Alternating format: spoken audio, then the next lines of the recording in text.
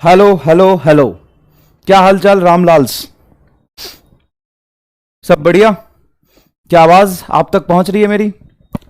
M I audible and visible?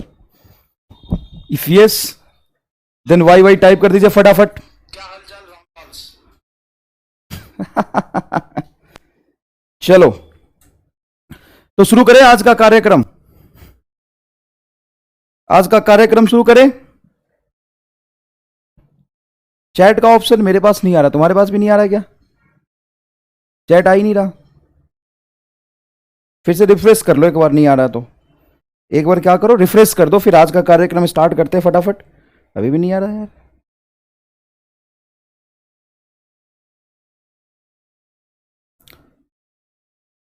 Hello hello. Voice तो clear लग रहा है मुझे वैसे।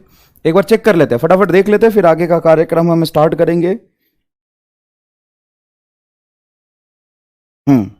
यस, ऑप्शन आ गया अब मेरे पास भी। Yes, audio and video clear है तो यस टाइप कर दीजिए फटाफट, यस टाइप कर दीजिए। Okay, done done done done done. तो चलो, सबसे पहले दो बातें मैं आपको बता दूं कि स्पीड एंड वेलोसिटी खत्म कहां हुआ है यार। इतनी जल्दी थोड़ी ना खत्म होता है। स्पीड एंड वेलोसिटी खत्म नहीं हुआ है, सवाल अभी और कराऊंगा। डीपीपी के दो चार सवाल अगर सॉल्व नहीं होते हैं ना, तो थोड़ा सा पेशेंस रखो यार। इतनी जल्दी घबराते क्यों हो तुम? अभी तो तुम 11th में आए हो, सीखोगे। और मान लो तुम डीपीपी के सारे सवाल सॉल्व कर लेते हो। सुनो, सबसे पहली बात मैं एक चीज बता दूं, अगर तुम सारे सवाल सॉल्व कर लेते हो डीपीपी के, तो ये तो बहुत अच्छी बात है। फिर तुम ही आ जाना, अगले साल पढ़ा लेना यहां पे। फिजिक्स तुम ही पढ़ा लेना। जो क्लास में पढ़ाया गया वो तो सारी चीजें तुम सीख गए। डीपीपी तूने सॉल्व कर लिया, फिर हो गए मास्टर ही हो गए। फिर तो तुम मास्टर ही हो गए ना यार। तुमने जो भी क्लास में पढ़ाया गया सब कुछ सीख लिया, वायर। और डीपीपी के सारे सवाल भी कर लिए, वायर। फिर अगले साल से तुम ही पढ़ा लेना यहां पे, मेरी क्या जरूरत होगी? अरे भाई, बच्चे हो, अभी सीख रहे हो। दो चार चीजें सीखोगे, दो चार चीजें भूल जाओगे सीखने के बाद। दिक्कत हो रही है तो ठीक है, कोई बात नहीं, संघर्ष करो। धीरे धीरे उस दिक्कत से अपन बाहर निकल जाएंगे। और एक बार मैं टॉपिक खत्म कर दूं ना, फिर आप बोलना कि सर ये वाला आपने नहीं बताया, है ना। दो चार तो डाउट होने भी चाहिए यार, ऐसे तो नहीं कि डाउट ही नहीं होगा। हो रहे डाउट तो कोई बात नहीं सर, घबराने नहीं, होंगे डाउट होंगे। सर हम कहां घबराते हैं, हम तो कहते हैं मैं नहीं आया।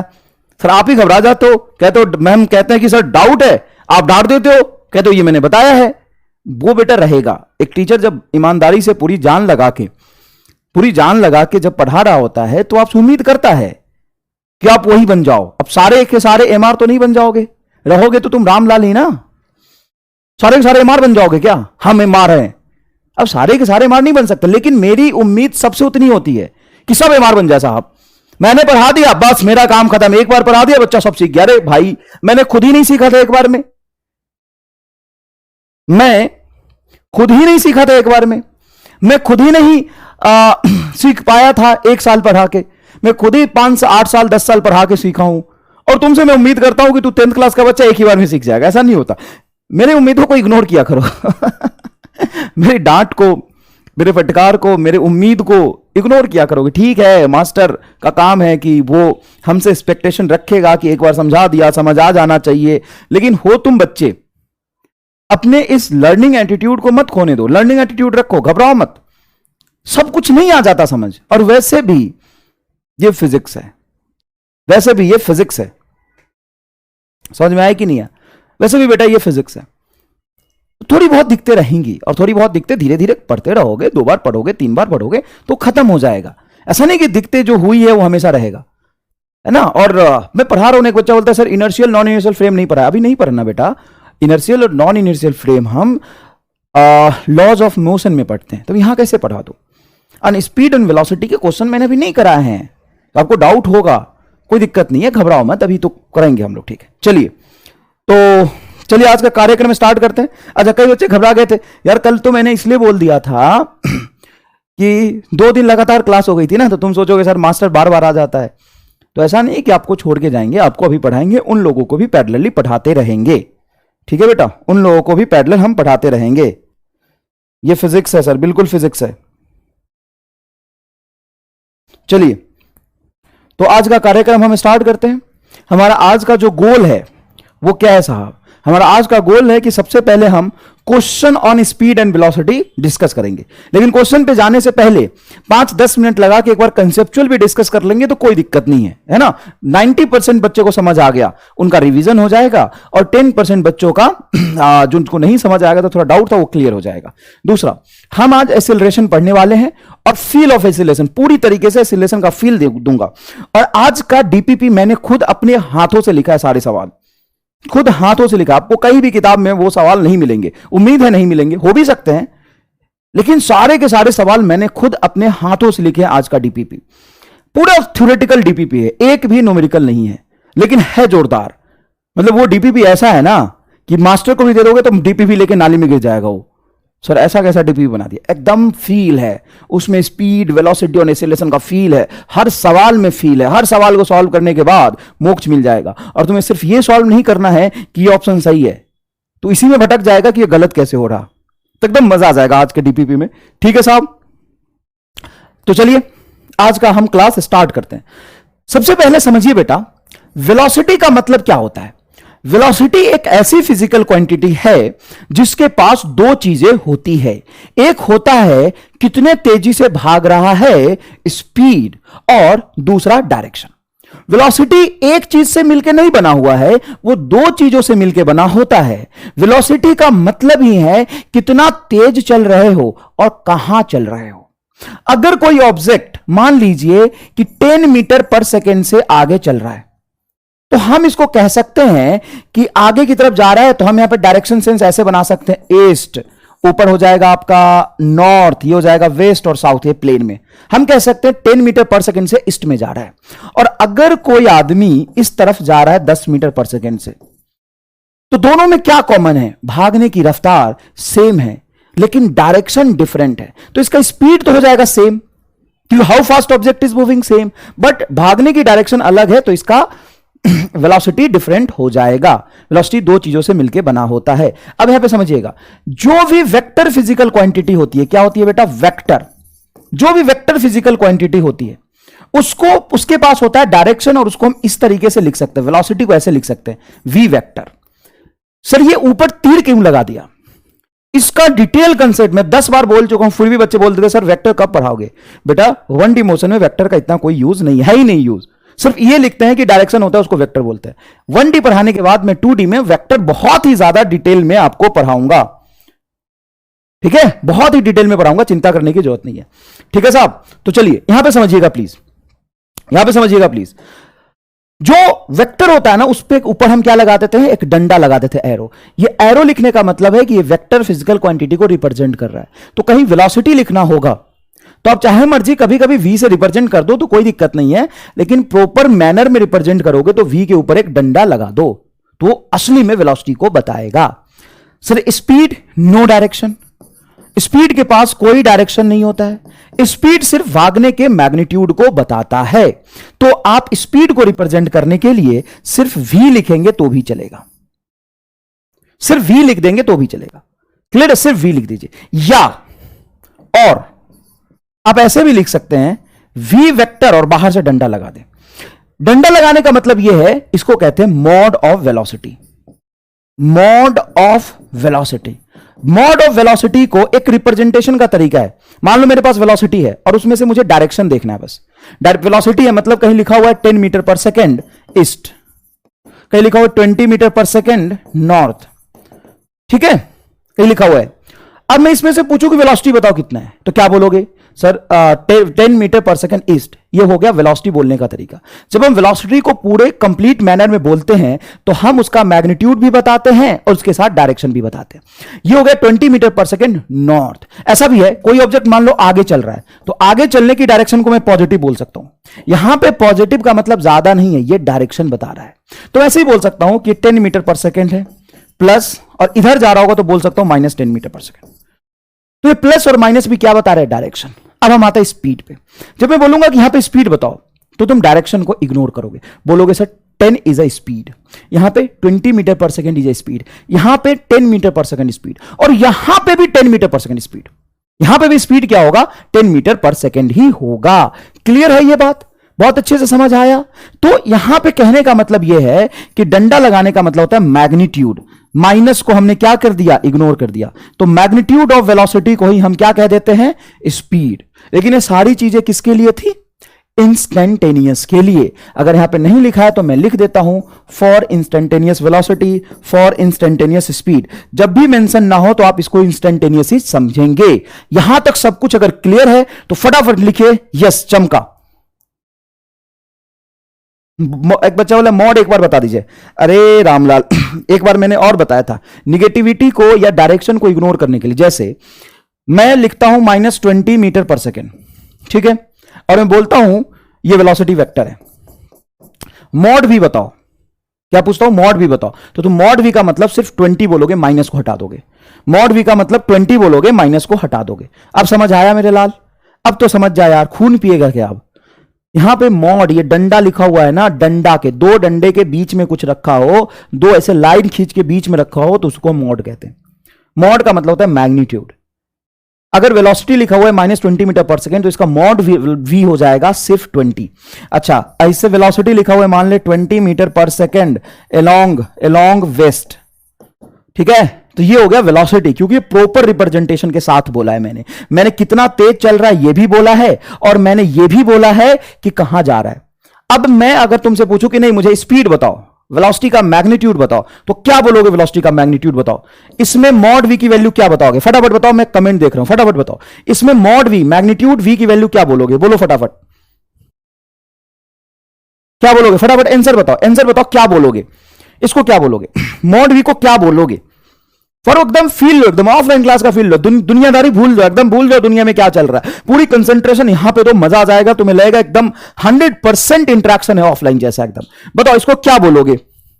सिर्फ 20? Yes, mod V magnitude V का मतलब है कि इसके डायरेक्शन को हमने क्या कर दिया, इग्नोर। लिख देता हूं यहां पे, लिख देता हूं यहां पे, पॉजिटिव और निगेटिव डायरेक्शन को इग्नोर करके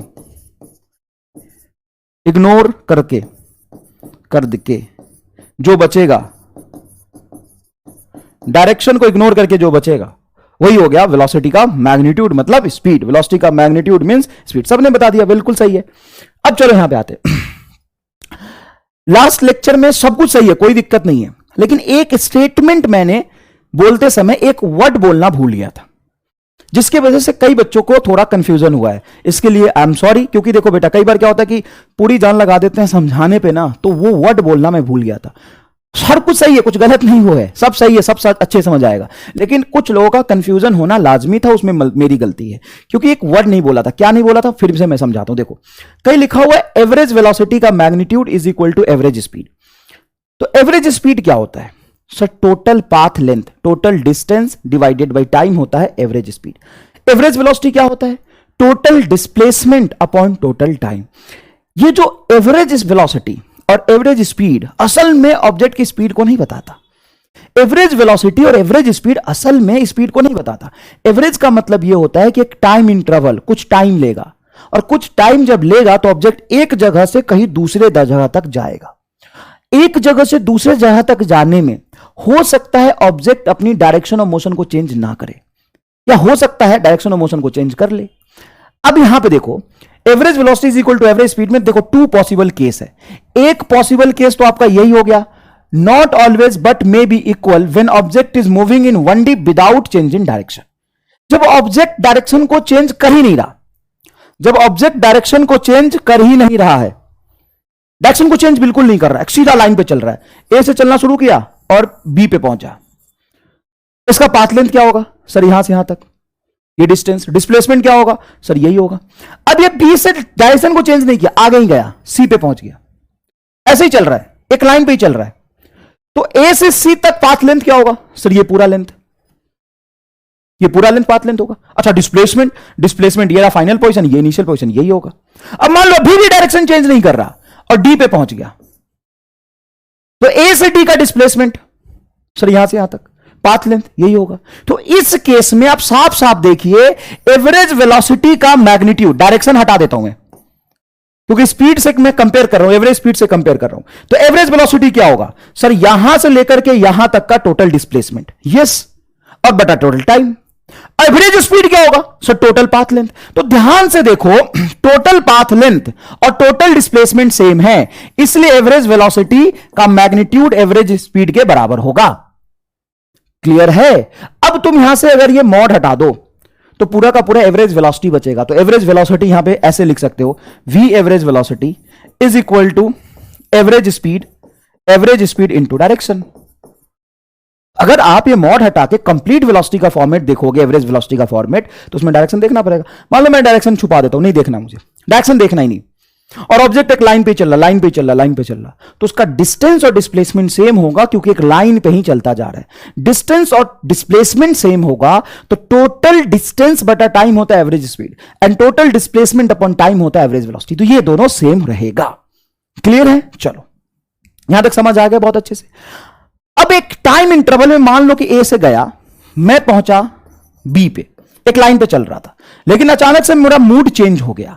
अब बी से मैं सी पे यहां भी जा सकता हूं, मैं बी से सी पे मैं यहां भी जा सकता हूं, या मैं यहां भी जा सकता हूं, या मैं यहां भी जा सकता हूं, कहीं भी जा सकता हूं मैं सी पे। अब अगर मैं यहां से यहां तक मान लो गया, इसको मिटा दो, मैं यहां से यहां तक गया, तो डिस्टेंस क्या होगा? Total path length. और डिस्प्लेसमेंट निकालने की जब बात आएगी, क्या निकालने की बात आएगी बेटा रामलाल? डिस्प्लेसमेंट। तो डिस्प्लेसमेंट ए से सी तक ये होगा। तो यहां से डिस्टेंस और डिस्प्लेसमेंट सेम हुआ कि डिफरेंट हुआ? बताओ। ए से सी तक डिस्टेंस एंड डिस्प्लेसमेंट सेम है या डिफरेंट है? फटाफट बताइए please. Distance and displacement same है कि डिफरेंट है? ए से सी तक जल्दी बताओ, फटाफट बोलो। ए से सी तक डिस्टेंस एंड डिस्प्लेसमेंट सेम है या डिफरेंट है? ए से सी तक, ए से सी तक डिस्टेंस, टोटल डिस्टेंस और टोटल डिस्प्लेसमेंट सेम है या डिफरेंट है? यस यस, बच्चों के जवाब आने लग गए, डिफरेंट है सर। जल्दी जल्दी फटाफट फटाफट फटाफट। ए से सी तक डिस्टेंस एंड डिस्प्लेसमेंट सेम है कि डिफरेंट है? बोलो फटाफट फटाफट फटाफट। Different different different different different different. क्यों डिफरेंट हुआ? क्योंकि वो एक लाइन पे नहीं चल रहा। अगर पार्टिकल एक लाइन पे चल रहा होता, ए से देखो बी पे पहुंचा, बी से सी पे पहुंचा, सी से डी पे पहुंचा, तो इसको कहते हैं one D motion without change in direction. इसको कहते हैं one D motion without change in direction. इसको कहते हैं one D motion with change in direction. देखो ऐसा हुआ क्या बेटा, यहां पे ऐसे आया ना बेटा, यहां पे ऐसे आया, फिर यहां पे रुक के फिर अपनी डायरेक्शन इधर चेंज कर ली। अब मैं इन सबको मिटाता हूं। अब एक दूसरे केस की बात करता हूं। दूसरा क्या? मान लो पार्टिकल, देखो यहां पे, मान लो पार्टिकल ए से बी पे गया और बी से यू टर्न लेके कहीं सी पे आया, यू टर्न लेके सी पे आया, एकदम यू टर्न लेके आया, एकदम यू टर्न।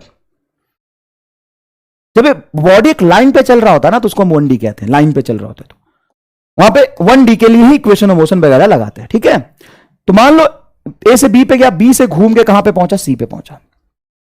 यहां से डिस्टेंस और डिस्प्लेसमेंट सेम है कि डिफरेंट है? डिस्टेंस और डिस्प्लेसमेंट। तो यहां पे डिस्टेंस और डिस्प्लेसमेंट डिफरेंट है, तो यहां पे आप कहोगे कि एवरेज वेलोसिटी का अगर तुम मैग्नीट्यूड देखोगे तो इसके लिए हम निकालेंगे डिस्प्लेसमेंट। ये होगा डिस्प्लेसमेंट, ये होगा डिस्प्लेसमेंट। बहुत कम आया, तो total time divided by, sorry, total displacement divided by total time लिखोगे, तो यहां से यहां तक होगा तेरा total displacement divided by total time. तो देखो ये टोटल डिस्प्लेसमेंट बहुत कम आया, वो कम होगा एवरेज स्पीड से। क्यों? क्योंकि एवरेज स्पीड में मैं यहां से लेकर के, ध्यान से देखना बेटा अच्छे से एकदम, एवरेज स्पीड में मैं टोटल डिस्टेंस लूंगा, तो ये हुआ बी का टोटल पाथ लेंथ, और बी से फिर सी का पाथ लेंथ। तो एवरेज स्पीड के लिए मैं टोटल ये लूंगा, यहां से यहां तक, यहां से यहां तक टोटल डिस्टेंस लूंगा, और उतने ही टाइम में डिस्प्लेसमेंट सिर्फ यहां से यहां तक होगा। तो एक टाइम इंटरवल की जब बात की जाती है, उसमें हम एक जगह से चल के दूसरे जगह तक कहीं जाते हैं, उस बीच में हम डायरेक्शन चेंज भी कर सकते हैं और नहीं भी कर सकते हैं। इसीलिए एवरेज वेलोसिटी और एवरेज स्पीड इक्वल होता है। ठीक है, क्लियर है ये बात? ये बहुत आसान है। बताओ यहां पे एवरेज वेलोसिटी कैसे लिखोगे? यहां पे एवरेज वेलोसिटी कैसे लिखोगे? ये होगा तुम्हारा एवरेज वेलोसिटी, ये हुआ डिस्प्लेसमेंट यहां से यहां तक। डिस्प्लेसमेंट होता है फाइनल पोजीशन से लेके इनिशियल पोजीशन का लेंथ। ये रहा तेरा फाइनल पोजीशन, ये रहा तेरा इनिशियल पोजीशन, ये लेंथ हो गया डिस्प्लेसमेंट। मान लो टी टाइम लगा है, ए से बी तक गया, ए से बी तक गया और फिर से बी से सी तक आया, टोटल टाइम लगा टी। तो एवरेज वेलोसिटी के लिए क्या करोगे? ये डिस्प्लेसमेंट लोगे, ये डिस्प्लेसमेंट है, ये है तेरा डिस्प्लेसमेंट, एकदम छोटू सा यहां से यहां तक का displacement, divided by total time T. और एवरेज स्पीड के लिए यहां से यहां तक लोगे पूरा, चमका कि नहीं चमका, एक बार डन डना डन डन लिखो एकदम, चमका कि नहीं चमका बताओ, चमका कि नहीं चमका, एकदम चमका कि नहीं चमका, फटाफट बताओ, एकदम चमक गया, ठीक है। अब आते हैं हम लोग इंस्टेंटेनियस वेलोसिटी और इंस्टेंटेनियस स्पीड पे। चमका कि नहीं चमका एक बार बता दो, यस, फटाफट, कमेंट बहुत धीरे धीरे कर रहे हो तुम, कमेंट बहुत ही धीरे धीरे कर रहे हो, चमका कि नहीं चमका फटाफट बताओ एकदम,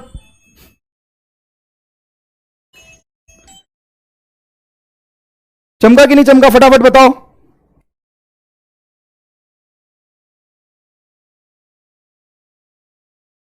यस, कोई दिक्कत नहीं, दम डन। अभी भी जिसको समझ नहीं आया उसको तो भूल ही जाए, सब कोई है नहीं, कोई भी बच्चा ऐसा नहीं है जिसको नहीं चमका हो। यस, हाँ, ये हुआ ना जोरदार। अब चलो इंस्टेंटेनियस की बात करते हैं। तो इंस्टेंटेनियस में infinitely small time, infinitely small time में जो distance, in infinitely small time distance and displacement will be same. क्यों डिस्टेंस और डिस्प्लेसमेंट सेम होगा इनफाइनाइटली टाइम इंटरवल में?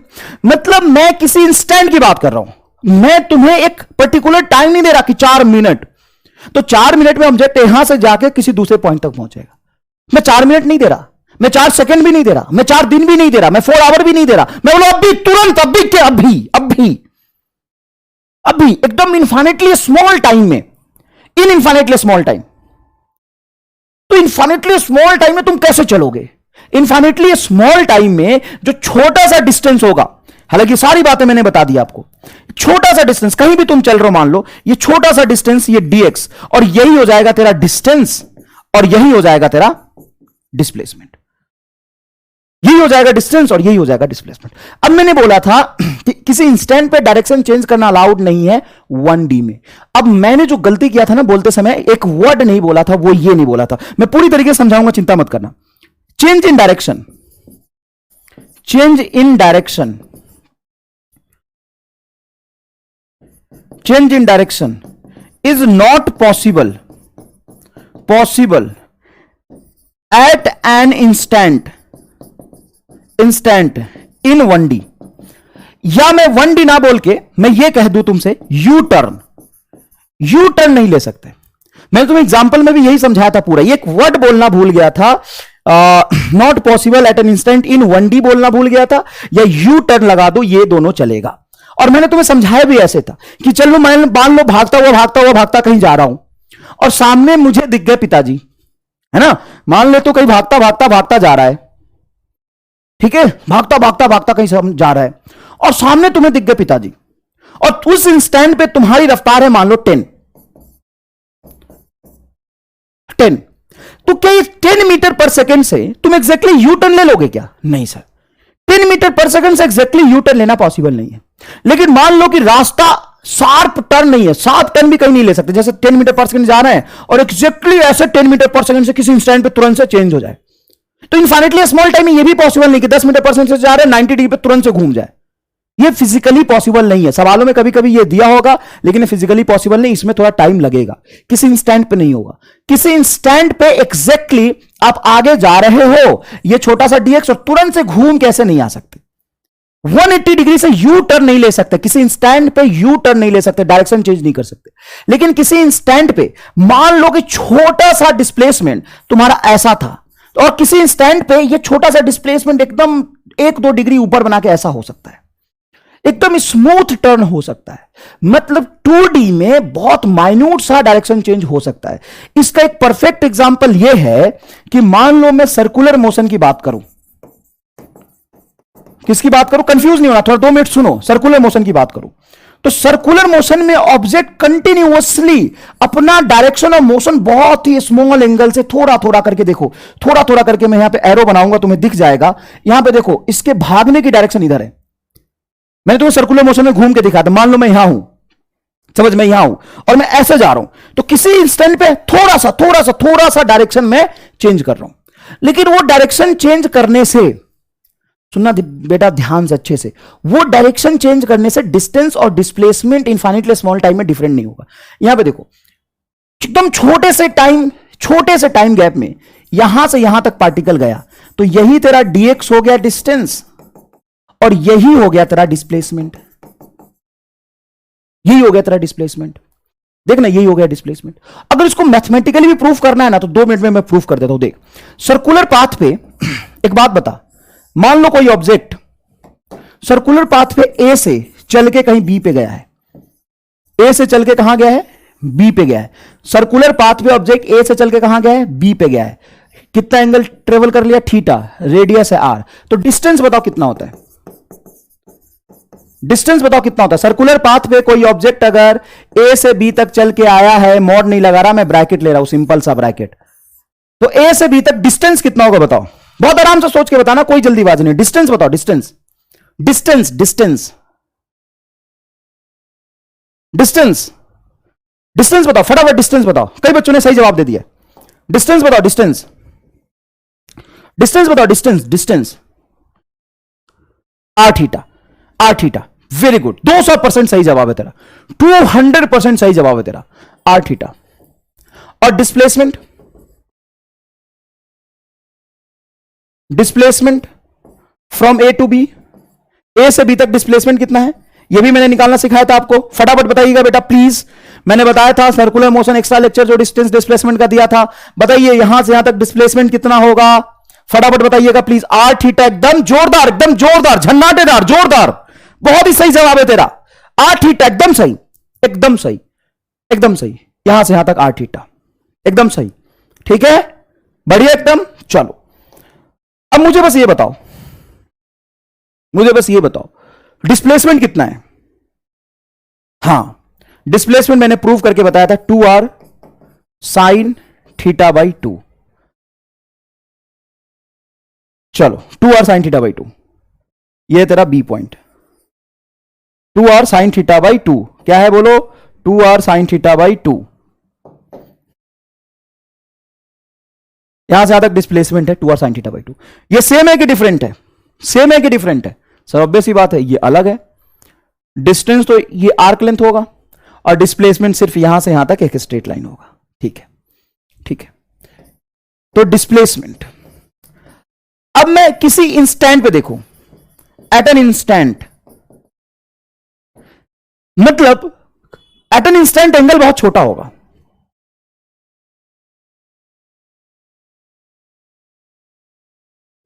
Theta will be very small, और जब थीटा बहुत छोटा हो, थीटा बहुत छोटा हो, बहुत छोटा हो, एंगल बहुत छोटा हो, तो क्या लिखते हैं आप, साइन थीटा बराबर थीटा, तो साइन थीटा बाई 2 बराबर क्या होगा sir, theta by 2 for a small angle. घबराना नहीं है बेटा, घबराना नहीं है, बहुत इजी है, घबराना नहीं है। तुम ये बताओ कि अगर एंगल बहुत छोटा है तो ये मैंने पढ़ाया था क्या तुम्हें, साइन थीटा थीटा हो जाता है और sign theta by 2 theta by 2 हो जाता है। चलो अब मैं छोटे एंगल के लिए इनफाइनाइट, एट एन इंस्टेंट, देखो at an instant theta will be very small, theta will be very small. अगर थीटा बहुत छोटा हो तो यही वाला डिस्प्लेसमेंट क्या हो जाएगा, ये वाला डिस्प्लेसमेंट हो जाएगा 2r, और साइन थीटा बाई 2 को सिंपल लिखूंगा थीटा बाई 2,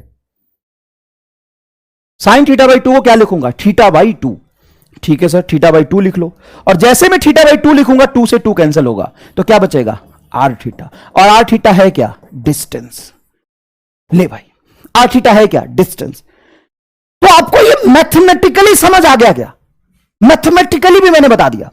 अब भले ही यहां पे एकदम छोटे से टाइम पे एंगल बहुत छोटा है, एंगल बहुत छोटा है, थीटा स्मॉल है, अगर थीटा स्मॉल है तो यही डिस्टेंस होगा और यही डिस्प्लेसमेंट होगा, यही डिस्टेंस होगा और यही डिस्प्लेसमेंट होगा। कई बार ऐसे सवाल भी पूछ लेते हैं कि सर्कुलर पाथ पे ऑब्जेक्ट 2 डिग्री चला है, 2 डिग्री चला है, तो उसका डिस्प्लेसमेंट बताइए कितना होगा, तो आर थीटा ही इसका डिस्प्लेसमेंट होगा और आर थीटा इसका डिस्टेंस होगा।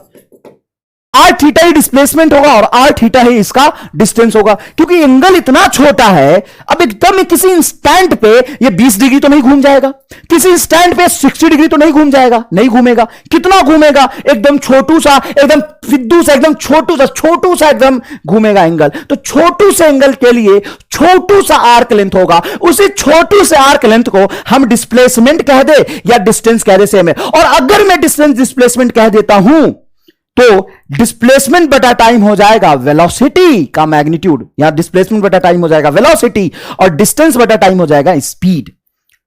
अब ऑब्जेक्ट का मोशन असल में 1D तो नहीं रहा, कैसा मोशन है?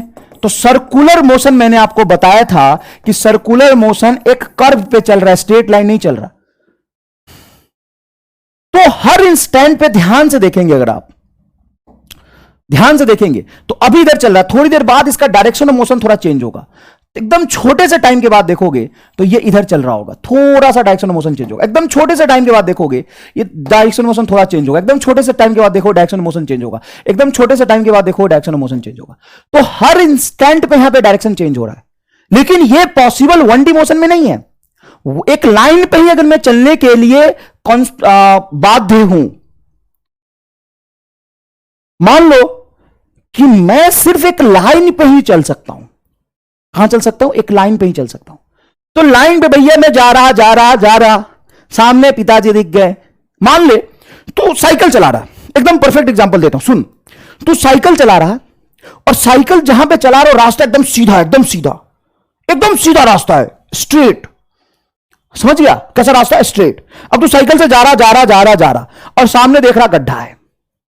सामने क्या देखा? गड्ढा है। तो क्या करेगा? क्या तू चलते चलते वी स्पीड में रहते रहते अपनी डायरेक्शन चेंज कर लेगा?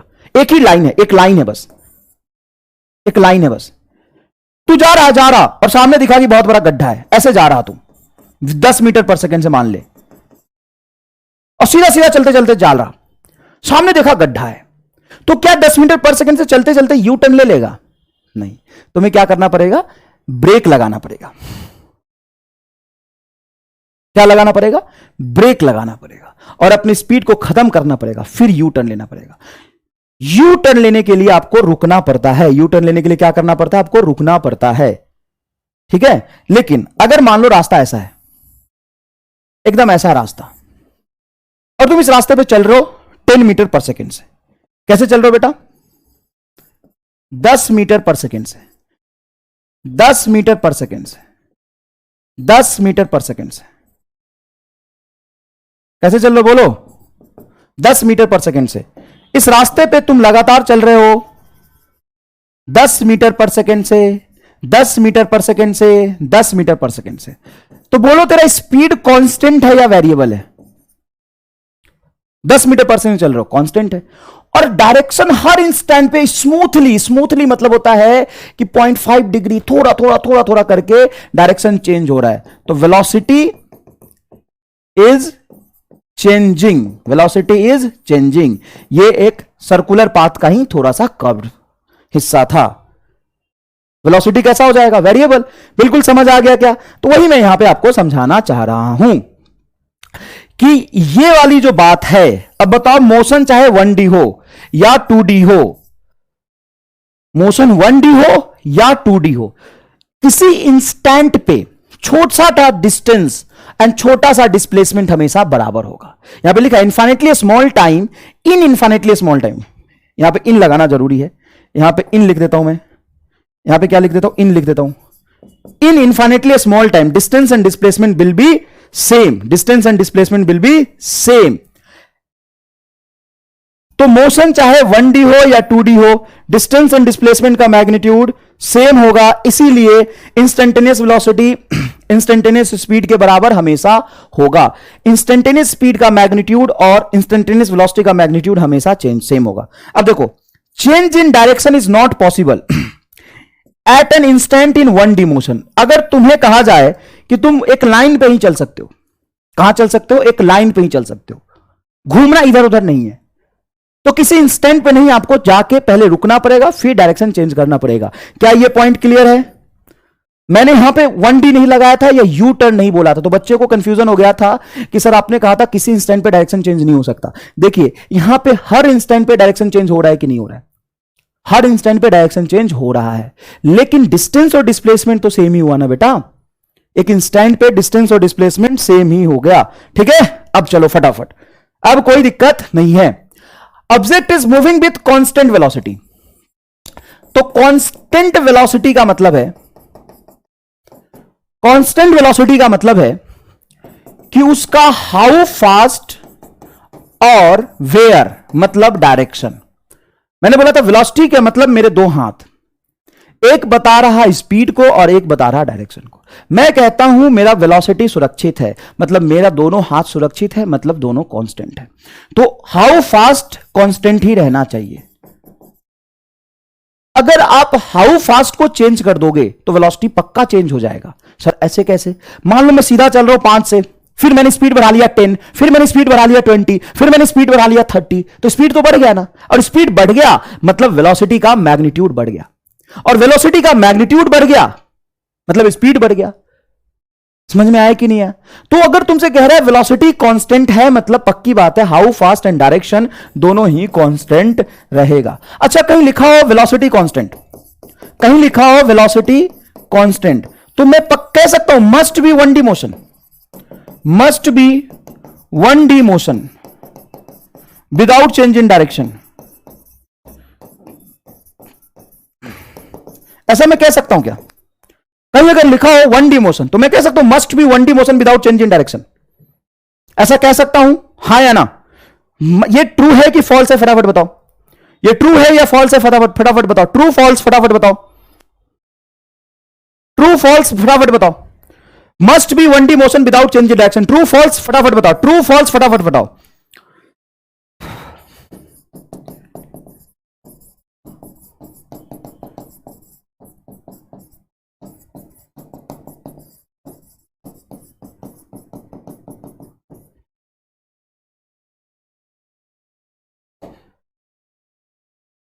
ट्रू। क्यों ट्रू? तो साहब तूने बोला वेलोसिटी कांस्टेंट, वेलोसिटी कांस्टेंट मतलब स्पीड तो कांस्टेंट होगा, डायरेक्शन भी कांस्टेंट होना चाहिए। डायरेक्शन अगर बदल जाएगा तो वेलोसिटी बदल सकता है। वेलोसिटी कांस्टेंट है मतलब उसका दोनों कंपोनेंट स्पीड और डायरेक्शन कांस्टेंट होगा। अगर तुम स्पीड को कांस्टेंट रख के डायरेक्शन चेंज करोगे तो भी वेलोसिटी चेंज हो जाएगा, और डायरेक्शन को कांस्टेंट रख के स्पीड चेंज करोगे तो भी वेलोसिटी चेंज हो जाएगा। अच्छा सुनना, वेलोसिटी जब कांस्टेंट होता है उसी का दूसरा नाम है यूनिफॉर्म वेलोसिटी। हां सर, वेलोसिटी जब कांस्टेंट होता है उसी का दूसरा नाम है यूनिफॉर्म वेलोसिटी, और वेलोसिटी कांस्टेंट और यूनिफॉर्म वेलोसिटी को ही हम यूनिफॉर्म मोशन कहते हैं। तो कई बार तुमसे पूछा जाएगा यूनिफॉर्म मोशन का मतलब क्या है? एक्सीलरेशन कांस्टेंट की वेलोसिटी कांस्टेंट? सुनना ध्यान से, यूनिफॉर्म मोशन का मतलब क्या है? तो uniform motion is always defined with the help of velocity. अगर कह रहा है कि मोशन यूनिफॉर्म है मतलब वेलोसिटी यूनिफॉर्म है। अच्छा मैं ये कह सकता हूं क्या बेटा, average velocity is equal to average speed. Direction नहीं देख रहा मैं, मैग्नीट्यूड कंपेयर कर रहा हूं, तो क्या मैं कह सकता हूं कि एवरेज वेलोसिटी का मैग्नीट्यूड एवरेज स्पीड के बराबर होगा if velocity is constant, if velocity is constant. कई बार यह तुमसे पूछा जाएगा बेटा कि अगर वेलोसिटी कांस्टेंट है तो बताइए कि एवरेज वेलोसिटी एवरेज स्पीड के बराबर होगा, true false? True false?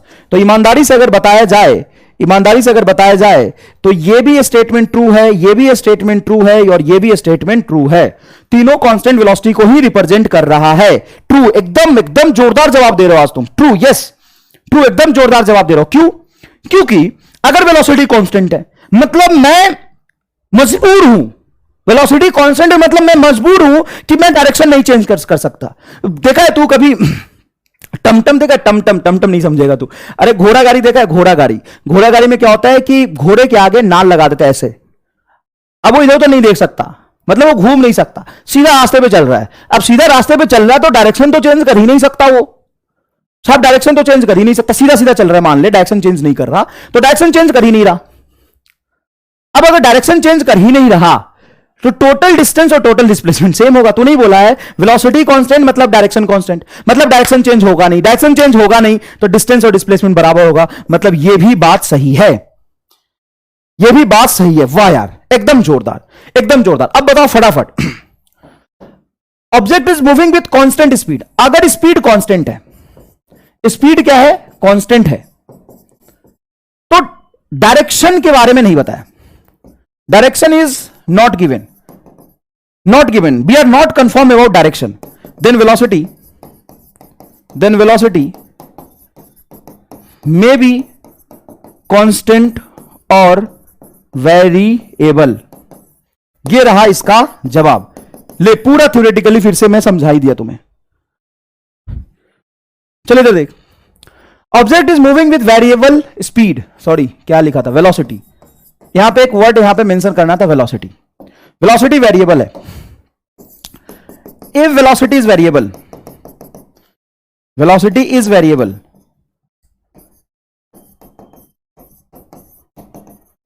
Then कौन वेरी कर रहा है इसको, वेलोसिटी को कौन वेरी कर रहा, तो वेलोसिटी दो तरीके से वेरी हो सकती है, डायरेक्शन से या स्पीड से। तो आप लिखेंगे velocity is variable then speed may or may not be variable. बहुत कूल होके इसको सोचो, अगर वेलोसिटी बदल रहा, मैं बोलूं कि मैंने तेरा हाथ तोड़ दिया, ऐसे सोच आराम से, घबराना नहीं तोड़ूंगा, चिंता मत कर, मैंने तुमसे कहा कि मैंने तेरा हाथ तोड़ दिया, इसका क्या मतलब है, कौन सा हाथ तोड़ा है, पता चल जाएगा क्या। मैं बोल रहा हूं कि मैंने तेरा हाथ तोड़ दिया, बड़ा आराम से कूल होकर सोचना, मैंने बोला मैंने तेरा हाथ तोड़ दिया, तो कौन सा हाथ तोड़ा, सर अब नहीं तोड़ेगा, मैं बोलूंगा तोड़ा नहीं, सर तोड़ दोगे तो पता ही चल जाएगा कौन सा हाथ टूट गया मेरा तोड़ दूंगा, तोड़ा नहीं अभी तोड़ा नहीं अभी, मैं बोल रहा हूं मैंने तेरा हाथ तोड़ना है, तोड़ूंगा, हाथ तेरा तोड़ूंगा। उसी तरीके से मैं कह रहा हूं कि यहां पे वेलोसिटी बदल रहा, तो वेलोसिटी के पास दो चीजें हैं, speed and direction, speed and direction, speed and direction. ठीक, मैं बोल रहा हूं वेलोसिटी बदल रहा, मैं तेरा हाथ तोड़ूंगा, वेलोसिटी बदल रहा, मैं तेरा हाथ तोड़ूंगा, वेलोसिटी बदल रहा, मैं तेरा हाथ तोड़ूंगा, तो कंफर्म है तेरा दाहिना हाथ तोड़ूंगा, नहीं पता सर, कोई भी तोड़ सकते हो। इसीलिए अगर मैं वेलोसिटी को वेरी कर रहा हूं तो मैं इसको वेरी करूंगा कि इसको वेरी करूंगा, मुझे पता नहीं है। क्लियर है, एनीवन, एकदम जोरदार। अब आ गया, object is moving with variable, कौन टाइप करता है यार, यहां पे स्पीड लिखा हुआ है, ठीक है ना, यहां पे मेंशन है स्पीड। चलो सॉल्यूशन में क्या बताओगे, बोलो। Velocity is moving with variable speed, then what about velocity, variable speed, speed बदल रहा। अब सर स्पीड बदल लोगे, अब स्पीड बदल लोगे तो डायरेक्शन को बदलो ना बदलो, वेलोसिटी तो बदल ही जाएगी। सर काहे, सर काहे, अरे काहे, काम करना, तुमसे बोला है ना कि स्पीड वेरिएबल है। अब मैं दो केस बताता हूं और दो ही केस है। स्पीड वेरिएबल है मतलब मैं भाग रहा पहले 5 से, फिर भागा 10 से, फिर भागा 20 से, तो वेलोसिटी बदली कि नहीं बदली, हां बदली। और मान लो कि मैं कांस्टेंट स्पीड से चल रहा हूं, स्पीड कांस्टेंट है मेरा, मान लो 10 मीटर पर सेकेंड, सॉरी मेरा स्पीड वेरिएबल है 2D में 10 meter per second, 20 metre per second. तो बता यहां पे स्पीड तो बदल ही रहा और साथ साथ में डायरेक्शन भी बदल रहा है, तो वेलोसिटी क्या हो जाएगा, बोलो, मस्ट बी वेरिएबल। वैसे सोच कि मैंने तेरा बोला कि मैंने तेरा एक हाथ तोड़ दिया, मैं तेरा एक हाथ तोड़ दिया और मैं पूछ रहा हूं तेरा हाथ टूटा कि नहीं टूटा। सुन, मैंने तेरा राइट हैंड तोड़ दिया, मैं तेरा राइट हैंड दाहिना हाथ तोड़ दिया और मैं पूछ रहा हूं कि बताओ टूटा कि नहीं टूटा, तो क्या बोलेगा, टूटा, हाथ तो टूटा। तो अगर वेलोसिटी का एक कंपोनेंट है स्पीड और एक कंपोनेंट है डायरेक्शन, मैं कह रहा कि स्पीड को मैंने चेंज कर दिया, तो एक चीज चेंज हो गया तो ओवरऑल ये मस्ट बी वेरिएबल होगा। कितने लोगों को जोरदार तरीके से चमका, फटाफट बता दो। Must be variable, must be variable, जोरदार तरीके से कितने लोगों को चमका बता दो। ठीक है, मस्ट बी वेरिएबल। चलो भाई, अब ये पूरा का पूरा यहां पे डिस्कशन हो गया। अब हम आते हैं एवरेज स्पीड के क्वेश्चन पे। खूब सारे सवाल पूछे जाते हैं, घबराना नहीं है। एवरेज स्पीड, इसका हमारे सर में बता देता हूं, सुन, चाहे सवाल कोई सा भी हो, सवाल कोई सा भी हो, एवरेज स्पीड का कंसेप्ट दिमाग में आते ही तू लिखेगा total distance by total time. Average speed मतलब होता है total distance divided by total time. और मेरी बात सुनना एक बार ध्यान से, तुमने 9th क्लास में इक्वेशन ऑफ मोशन पढ़ा था क्या? नाइन्थ क्लास में इक्वेशन ऑफ मोशन पढ़ा था क्या? हां सर पढ़ा था। इक्वेशन ऑफ मोशन सिर्फ कांस्टेंट एक्सीलरेशन के लिए वैलिड होता है। हां वही s बराबर ut plus half A T square constant acceleration के लिए वैलिड होता है। फिजिक्स में ऐसे कई सारे फॉर्मूले हैं जो पर्टिकुलर केस में वैलिड होता है और किसी दूसरे पर्टिकुलर केस में गलत होता है। लेकिन साहब ये जो फॉर्मूला है, ये जो फार्मूला है, ध्यान से देखना, हमारे यहां फॉर्मूला को कहते हैं फार्मूला। ये जो फार्मूला बा, हाई फार्मूला ऑलवेज करेक्ट। चाहे मोशन रुक रुक के हो, चाहे मोशन एकदम धकाधक मोशन हो रहा है, धकाधक एकदम रफ्तार में हो रहा है, या सर्कुलर पाथ पे हो रहा है, या स्ट्रेट लाइन पे हो रहा है, या पैराबोला पे हो रहा है, चाहे मोशन कहीं भी हो जाए, कहीं भी मोशन हो जाए, ये वाला फॉर्मूला कभी गलत नहीं हो पाएगा, हमेशा सही है। केस होता है बेटा, केस होता है। कई बार फॉर्मूला किसी पर्टिकुलर केस में गलत हो जाते हैं, लेकिन यह फॉर्मूला कभी गलत नहीं होगा। तुम्हें चलना 1D पे चल, 2D में चल, तू चल रहा तो ऐसा भी चल सकता, तू चला, अब मन कर रहा नहीं चलेंगे, रुक गया, अब सब चल ही नहीं रहा, रुक गया। एक स्टेशन से जब ट्रेन चलती है, दूसरे स्टेशन पे जाकर रुक जाती है, चलती नहीं, चलने की कोशिश करती है, तू खींच देता है उसका, क्या कहते हैं उसको, खींच देते ना तो ट्रेन रुक जाती है, मैं नाम नहीं आ रहा ध्यान में। फिर ट्रेन चला, फिर से तू खींच दिया, जाने ही नहीं दे रहा, फिर 4 घंटे बाद ट्रेन फाइनली चली और मुजफ्फरपुर से चल के दिल्ली पहुंच गई, मुजफ्फरपुर से चल के दिल्ली पहुंच गई, तो उसका एवरेज स्पीड क्या होगा? टोटल डिस्टेंस बटा टोटल टाइम। बीच में क्या हुआ इससे कोई मतलब नहीं है, चाहे मोशन कैसा भी हो, यह हमेशा सही होता है, इसको कभी कोई गलत नहीं कर सकता। चेन खींचेंगे, वाह वाह, देखो यही बच्चे नालायक, चेन खींचेंगे। इसलिए बिहार में कभी ट्रेन टाइम पे नहीं चलती, बिहार यूपी में कभी भी ट्रेन टाइम पे नहीं चलती। हम भी वहीं से, जब हम पहली बार बिहार से बाहर निकले, ठीक है ना, मैं पहली बार बिहार से बाहर गया था जब मैं कोलकाता गया था एग्जाम देने, है ना, तो मैं देख रहा ट्रेन एकदम टाइम पे चल रही। मुझे बड़ा आश्चर्य हुआ कि ट्रेन टाइम पे चल कैसे सकती है? अगर 8 बजे टाइम है ट्रेन का तो 8 बजे ही पहुंची, ऐसे कैसे हो सकता है यार? ट्रेन अगर 8 बजे है तो हमारे यहां ट्रेन अगर 8 बजे मॉर्निंग में तो आता 1 बजे दिन में, 1 बजे दिन में आता है। चलो इधर देखो, तो ये हमेशा वैलिड है, ठीक है। अगर object moves with speed v1 for time t1, तो ऑब्जेक्ट चला है v1 स्पीड से t1 टाइम के लिए, तो इसका स्पीड है v1, टाइम है t1, और फिर से इसका स्पीड है v2, टाइम है t2। अब ये तुम मल्टीप्लाई मत समझ लेना, ये अलग है, कॉमा लगा रहा हूं, रामलाल टाइप बच्चे हो, तुम इसको मल्टीप्लाई समझ लोगे, कॉमा है t2, v2 speed t2 time तक है। लेकिन हमें तो फॉर्मूला लिखना है टोटल डिस्टेंस, तो टोटल डिस्टेंस हम मान लेंगे x1 x2 बटा t1 प्लस t2। अब साहब हमें एवरेज स्पीड के फॉर्मूले में,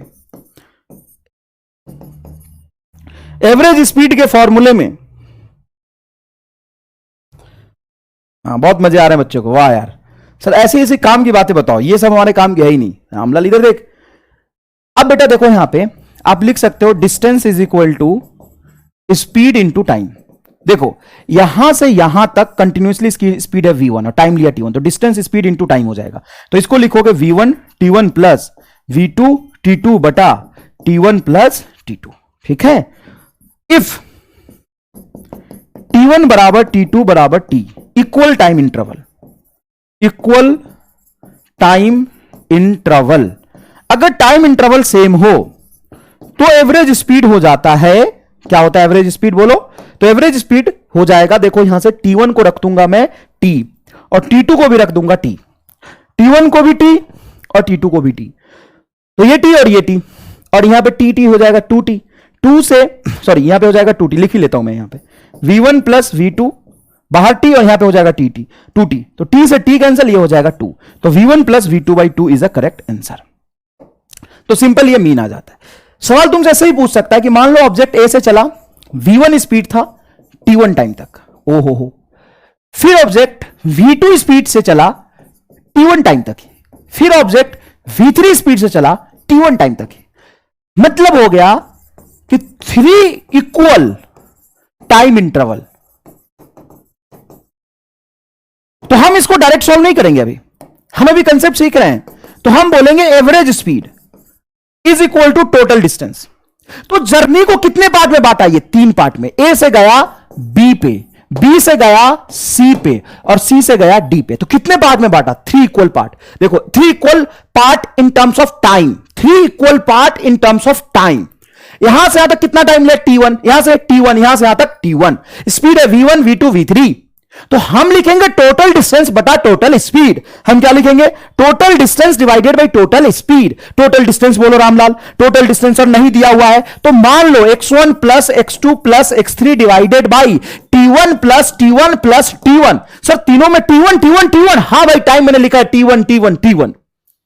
तो क्या होगा नीचे? सिंपल टोटल टाइम हो जाएगा T1 T1 T1 is 3T1 और ये होगा x1 को लिखूंगा V1 T1 plus V2 T1 plus V3 T1 और सबका T1 कॉमन निकल जाएगा, यहां पे आ जाएगा, कैंसिल हो जाएगा। तो आएगा V1 plus V2 plus V3 divided by 3। मतलब यह हुआ कि अगर आपको इक्वल टाइम इंटरवल दिया है, अगर 2 है तो सिंपल आ जाएगा V1 plus V2 by 2। 3 equal time interval है तो V1 plus V2 plus V3 by 3। 4 equal time interval है, जैसे मैं पहले 10 मिनट के लिए 10 मीटर पर सेकंड चला, फिर नेक्स्ट 10 मिनट में ही 10 मिनट का इंटरवल ले लिया मैंने। अरे हर ओवर में 6 बॉल फेंकते हैं, उसी तरीके से मान लो कि मैं 10 मिनट का एक टाइम इंटरवल निकालता हूं। 10 मिनट तक मैं दौड़ता रहा 5 की स्पीड से और रुक गया, बढ़िया से खाना पीना खाया, फिर 10 मिनट तक चलता रहा मैं 20 की स्पीड से, फिर रुक गया, फिर मैं 10 मिनट तक चलता रहा 30 की स्पीड से, फिर रुक गया, फिर मैं 10 मिनट तक चलता रहा। तो 10 मिनट का एक इंटरवल बना लिया मैंने, जो यहां पे इक्वल इंटरवल है T1 T1 T1 का। समझ में आया कि नहीं है बोलो? तो टाइम इंटरवल अगर सेम होता है तो एवरेज स्पीड लिखते हैं V1 plus V2 plus V3 by 3। Average speed क्या लिखते हैं? V1 plus V2 plus V3 by 3। अब चलो, अब ये कह रहा कि x1 डिस्टेंस चला। लो भैया, तू परेशान हो रहा था ना कि डिस्टेंस नहीं बताया, ले डिस्टेंस बता दिया। x1 डिस्टेंस तक चला V1 स्पीड से, फिर x2 डिस्टेंस तक चला V2 स्पीड से,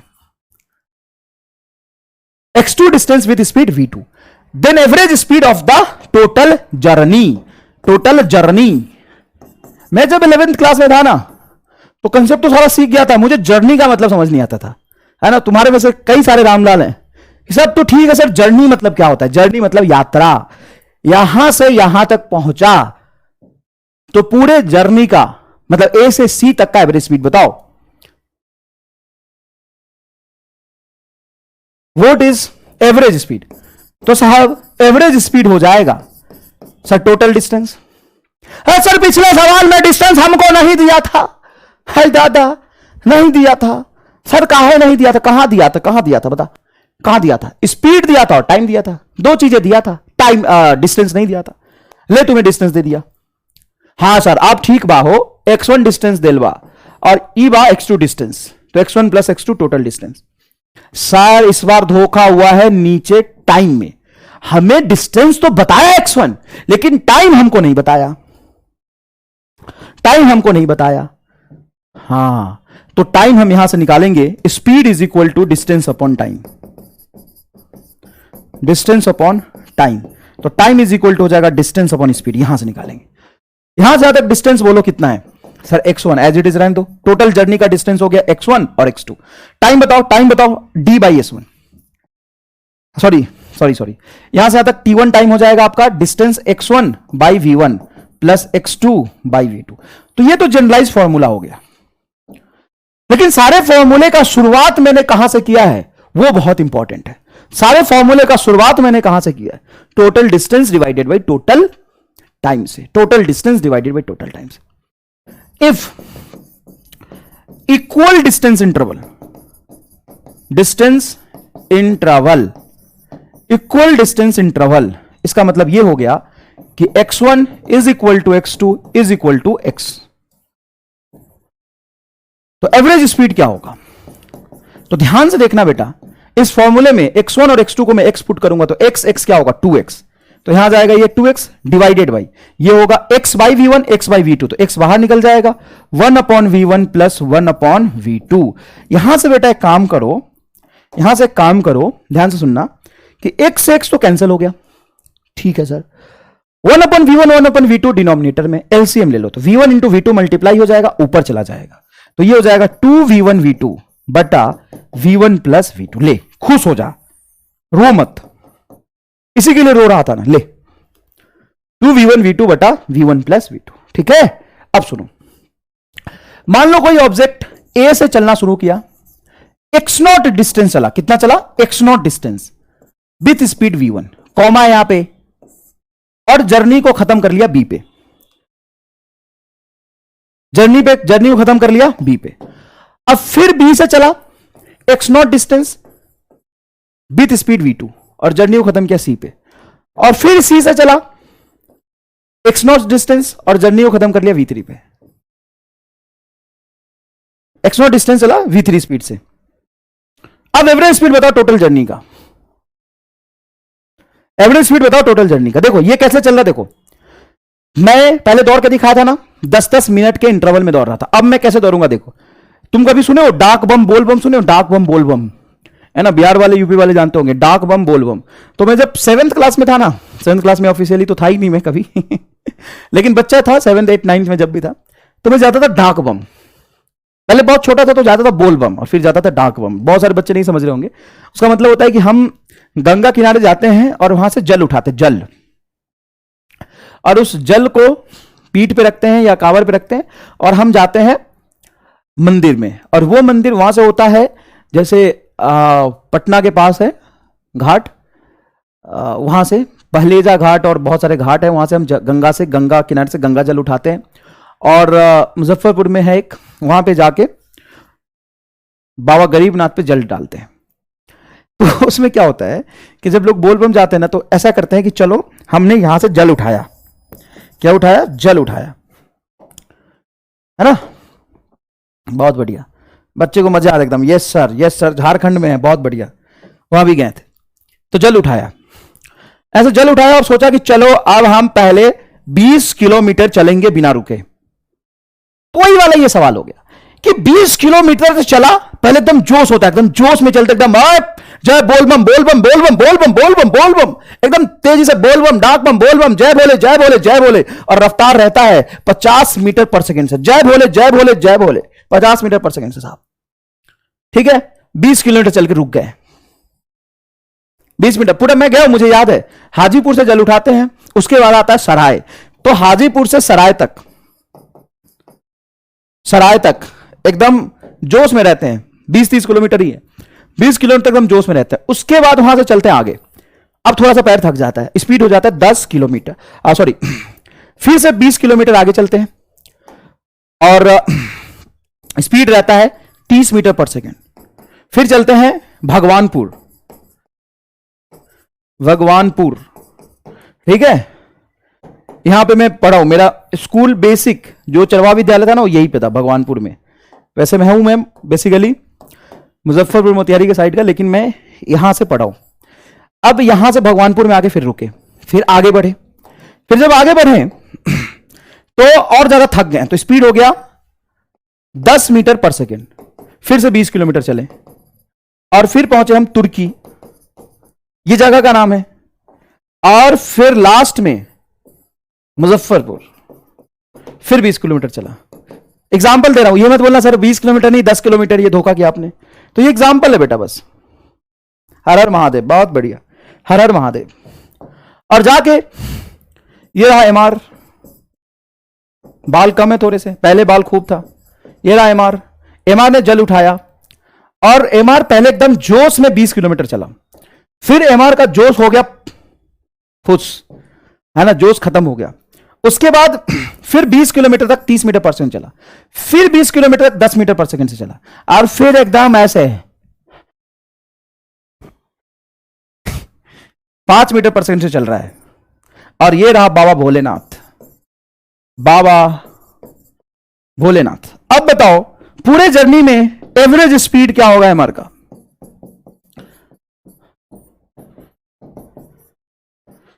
एमआर का एवरेज स्पीड बताइए क्या होगा? हर हर महादेव नहीं बच्चे लिख रहे हर हर महादेव, हर हर महादेव नहीं, एवरेज स्पीड बताओ, एवरेज स्पीड, एवरेज स्पीड। तो एवरेज स्पीड के लिए क्या करते हैं अपन? Total distance upon total time. यहां भी वही करेंगे। एवरेज स्पीड के लिए हम लिखेंगे total distance divided by total time. अबे आंसर बता, जय भोले कर रहा है बस, आंसर बताओ। एवरेज स्पीड क्या होगा? तो देखो पहला डिस्टेंस x नॉट, फिर x नॉट, फिर x नॉट, तो ये हो जाएगा बेटा 3x नॉट। सिंपल है, x not x not x not. अब यहां पे टाइम को तो हम यही लिखेंगे ना, t1 plus t2 plus t3, ये हम टाइम लिखेंगे साहब। हाँ सर टाइम तो ऐसे ही लिखेंगे, अब निकालेंगे कैसे? तो time is equal to the distance upon speed. अब ये डिस्टेंस बोलो x नॉट, स्पीड बोलो v नॉट, तो हम यहां पे लिखेंगे 3x नॉट बटा x not by v1 plus यहां से यहां का टाइम हो जाएगा t2। ये t2 कितना टाइम होगा? x नॉट बटा v2, और ये कितना टाइम होगा? x नॉट बटा v3।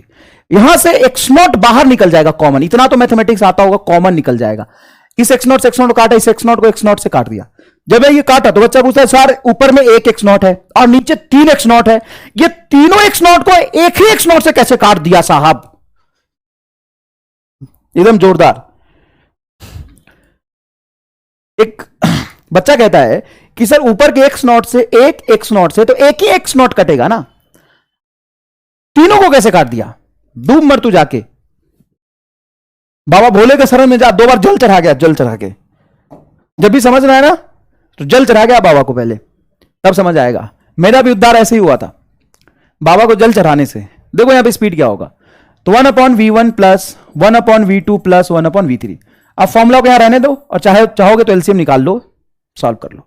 निकाल लोगे तो एवरेज स्पीड ये आ जाएगा, एवरेज स्पीड आ जाएगा ये 3v1 v2 v3 divided by v1 v2 plus v2 v3 plus v3 v1। ये एवरेज स्पीड आ जाएगा। यहां से एलसीएम लोगे बेटा, समझ आ जाएगा, कोई खास बात नहीं है। अब इस जर्नी के लिए क्या ये हम फॉर्मूला लगाए? नहीं बेटा, कोई जरूरत नहीं है। इस एमआर का एवरेज स्पीड निकालने के लिए, एमआर का एवरेज स्पीड निकालने के लिए टोटल डिस्टेंस बताओ, 20 20 20 20, तो लिख दो कितना होगा वे? 80 किलोमीटर, 80 किलोमीटर। ध्यान रखना, यूनिट का भी हम ध्यान रखते हैं, यूनिट का भी हम ध्यान रखते हैं। 80 किलोमीटर, 80 किलोमीटर। अब बताओ टाइम क्या होगा?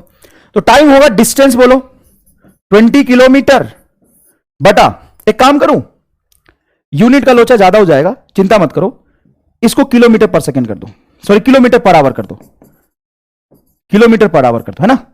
इसको किलोमीटर पर आवर कर दो, इसको भी किलोमीटर पर आवर कर दो, इसको भी किलोमीटर पर आवर कर दो। ठीक है बेटा, मैं कर देता हूं खुद से, किलोमीटर पर आवर कर देता हूं, यूनिट का झंझट ना हो, पहले तू फिजिक्स सीख ले ढंग से। 30 किलोमीटर पर आवर। बहुत सारे बच्चे आंसर निकाल चुके होंगे, कोई दिक्कत नहीं बेटा, हमें आंसर ही निकालना था, चाहे कुछ भी रखो। 5 किलोमीटर पर आवर। तो चलो यहां पे क्या लिखोगे? तो सर डिस्टेंस हो गया 20 किलोमीटर और स्पीड हो गया 50 किलोमीटर पर आवर के टर्म्स में। ठीक है, यहां पे क्या लिखोगे? 20 किलोमीटर डिवाइडेड बाई, अरे यार सॉरी, चेंज करने की भी जरूरत नहीं थी, क्योंकि ऊपर का किलोमीटर नीचे किलोमीटर से तो ऐसे ही कैंसिल हो जाएगा। ये 20 किलोमीटर को सॉल्व थोड़ी ना करना, ये तो ऐसे ही बाहर आ जाएगा। समझ रहे हो? समझाने के चक्कर में मैं इस पे ध्यान नहीं दिया, कोई दिक्कत नहीं है, चिंता मत करो। बच्चे बोलेंगे सर सर सर सर, कोई बात नहीं बेटा, कोई दिक्कत नहीं, कोई दिक्कत नहीं। क्वेश्चन ही तो चेंज कर रहा हूं ना, कंसेप्ट थोड़ी ना चेंज कर रहा हूं यार। 50 मीटर पर सेकेंड ही रहने दो, ये 30 मीटर पर सेकेंड ही रहने दो, और ये कितना था? 10 मीटर पर सेकेंड, और ये 5 मीटर पर सेकेंड ही रहने दो। ठीक है, टोटल डिस्टेंस हो जाएगा 80 किलोमीटर। और जब यहां पे लिखोगे तो 20 kilometre by 50, 20 kilometre by 30, 20 kilometre by 10, 20 kilometre by 5, तो 20 किलोमीटर पहले ही बाहर आ जाएगा, और अंदर बचेगा आपका 1/50 प्लस 1/20 प्लस 1 कितना था भाई? 1/30, सॉरी 1/30 प्लस 1/10 प्लस 1/5। तो ये किलोमीटर से किलोमीटर कैंसिल हो जाएगा, ऊपर आ जाएगा आपका 4 डिवाइडेड बाई 1/50, 1/30, 1/10, 1/5। इसको सॉल्व कर लो, कंसेप्ट सीखना था बस हमें। ठीक है, कंसेप्ट सीखना था हमें। ठीक है, कोई बात नहीं, कोई बात नहीं। अब मैंने 2 बार चेंज कर लिया, वो मेरी गलती है, क्वेश्चन बनाने में कोई दिक्कत नहीं। 50 मीटर पर सेकंड है ना, 30 मीटर पर सेकंड, 10 मीटर पर सेकंड, 5 मीटर पर सेकंड, 20 किलोमीटर, 20 20 20। तो हमें क्या करना है? टोटल डिस्टेंस को ऐड करना है, हमें टोटल डिस्टेंस को ऐड करना है बटा टोटल टाइम लिखना है, टोटल डिस्टेंस को ऐड करना है बटा टोटल टाइम लिखना है। ठीक है, चलो आगे देखो। मान लो ए से जर्नी स्टार्ट किया and 2/3 of total distance Ram is moving with speed 20 meter per second up to 2/3 of total journey, and then 60 meter per second, and then it moves 60 meter per second for the remaining part. Then find average speed. Then find average speed. अब ऐसे बच्चे सवाल देखते ही, ऐसे सवाल देखते ही बच्चे घबरा जाते हैं, सर हमसे ना हो पाई, सर ई ना हो पाई। अरे कैसे ना हो पाई, सवाल तो समझ। Ram is moving with speed 20 metre per second up to 2/3 of total journey. 2/3 of total journey मतलब टोटल जर्नी का 2/3। अब मान लो यहां से ए से चला एंड टोटल जर्नी के डिस्टेंस को मैं एक्स मान लेता हूं, टोटल जर्नी के डिस्टेंस को मैं एक्स मान लेता हूं, तो एक्स का 2/3 क्या होगा? 2x/3। अब 2x/3 तक उसकी स्पीड थी 20 मीटर पर सेकेंड। ओके, कोई दिक्कत नहीं है। उसके बाद रिमेनिंग कितना बचेगा? तो बेटा कंप्लीट जर्नी का पहला पार्ट अगर 2/3 है तो दूसरा पार्ट 1/3 होगा x/3, और इसमें स्पीड हो जाएगा आपका 60 मीटर पर सेकेंड। कहां दिक्कत है बताओ? 2/3 नहीं समझते? एक को 2/3 पार्ट में बांटा, 9th में पढ़ा होगा, 8th में पढ़ा होगा। 2/3 तो टोटल जर्नी को हमने x एज्यूम कर लिया, टोटल जर्नी को x एज्यूम कर लिया, तो एवरेज स्पीड क्या हो जाएगा? तो सर एवरेज स्पीड हो जाएगा total distance upon total time. अब कहा है टोटल डिस्टेंस? तो x। हमें 2/3 और 1/3 से क्या मतलब है? हमने ये देखा कि कंप्लीट जर्नी का 2/3 एक पार्ट है, और कंप्लीट जर्नी को x बोलता हूं तो पहला हो जाएगा 2/3 हो गया, x divided by complete journey का डिस्टेंस हो गया x divided by time t1 plus t2, तो टोटल जर्नी का डिस्टेंस x। अब हमें टाइम लिखना है, टाइम होता है डिस्टेंस अपॉन स्पीड। डिस्टेंस बोलो 2x/3 और स्पीड बोलो 20, प्लस यहां का डिस्टेंस बोलो x/3, स्पीड बोलो 60। बहुत इजी। अरे हां ऐसे कर सकते हैं, x को कॉमन निकालो, ये कैंसिल हो जाएगा। जब यहां पे अच्छे से देखोगे तो 2 से ये कैंसिल करोगे 20 को, तो ये हो जाएगा आपका 10, 10 मल्टीप्लाई 3 30, तो 1 डिवाइडेड बाई 1/30 प्लस 1/180। अब यहां से 180 1/30 प्लस 1/180, ऊपर में है सिंपल 1, तो नीचे एलसीएम लेके सॉल्व कर लो, ऊपर चला जाएगा। 180 को तुम एलसीएम ले लो, मैं ही कर देता हूं। तो एवरेज स्पीड क्या हो जाएगा? 1 डिवाइडेड बाई 180, 30 मल्टीप्लाई 6,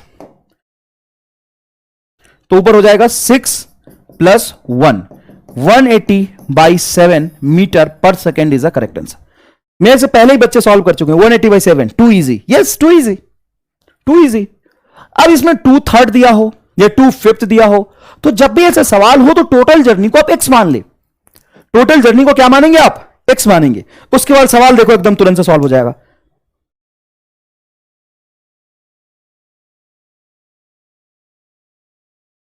एकदम सही है, एकदम सही है। ये जो बच्चे लड़ने आते हैं उसको उठा के बाहर फेंक दूंगा, जीवन भर यही घूमते रह जाओगे यार। जो ट्रेन लेट चलती है ना, उसी से इनका गुजर बसर होता है, नहीं तो ये मर जाए। ऐसे लोग जो आज बदतमीजी कर रहे हैं ना, ये इनका बर्बाद हो जाएंगे। लेकिन इन जानते हैं कि हमारे बिहार में ट्रेन बहुत लेट होती है, तो ये सारे बनेंगे उधर चाय वाले, चाय ले लो, चाय ले लो, मूंगफली ले लो, यही बनेंगे आज यहां लड़ रहे हैं वो। ये नहीं पढ़ा रहा हूं तो ढंग से पढ़ ले, लड़ने की क्या बात है यार। फिर से बोलूंगा तो बोलो सर आपने ऐसे कैसे बोल दिया।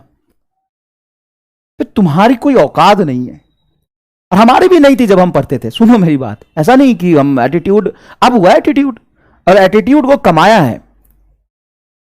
एटीट्यूड या जो गुस्सा है उसको कमाया, ऐसे नहीं आया। हम भी जब पढ़ते तो हमारी भी कोई औकात नहीं थी, आज भी तुम्हारी कोई औकात नहीं है। Zero zero. तो ईगो और ये लड़ाई सब चीजें छोड़ दो, सबसे कोई मतलब नहीं है।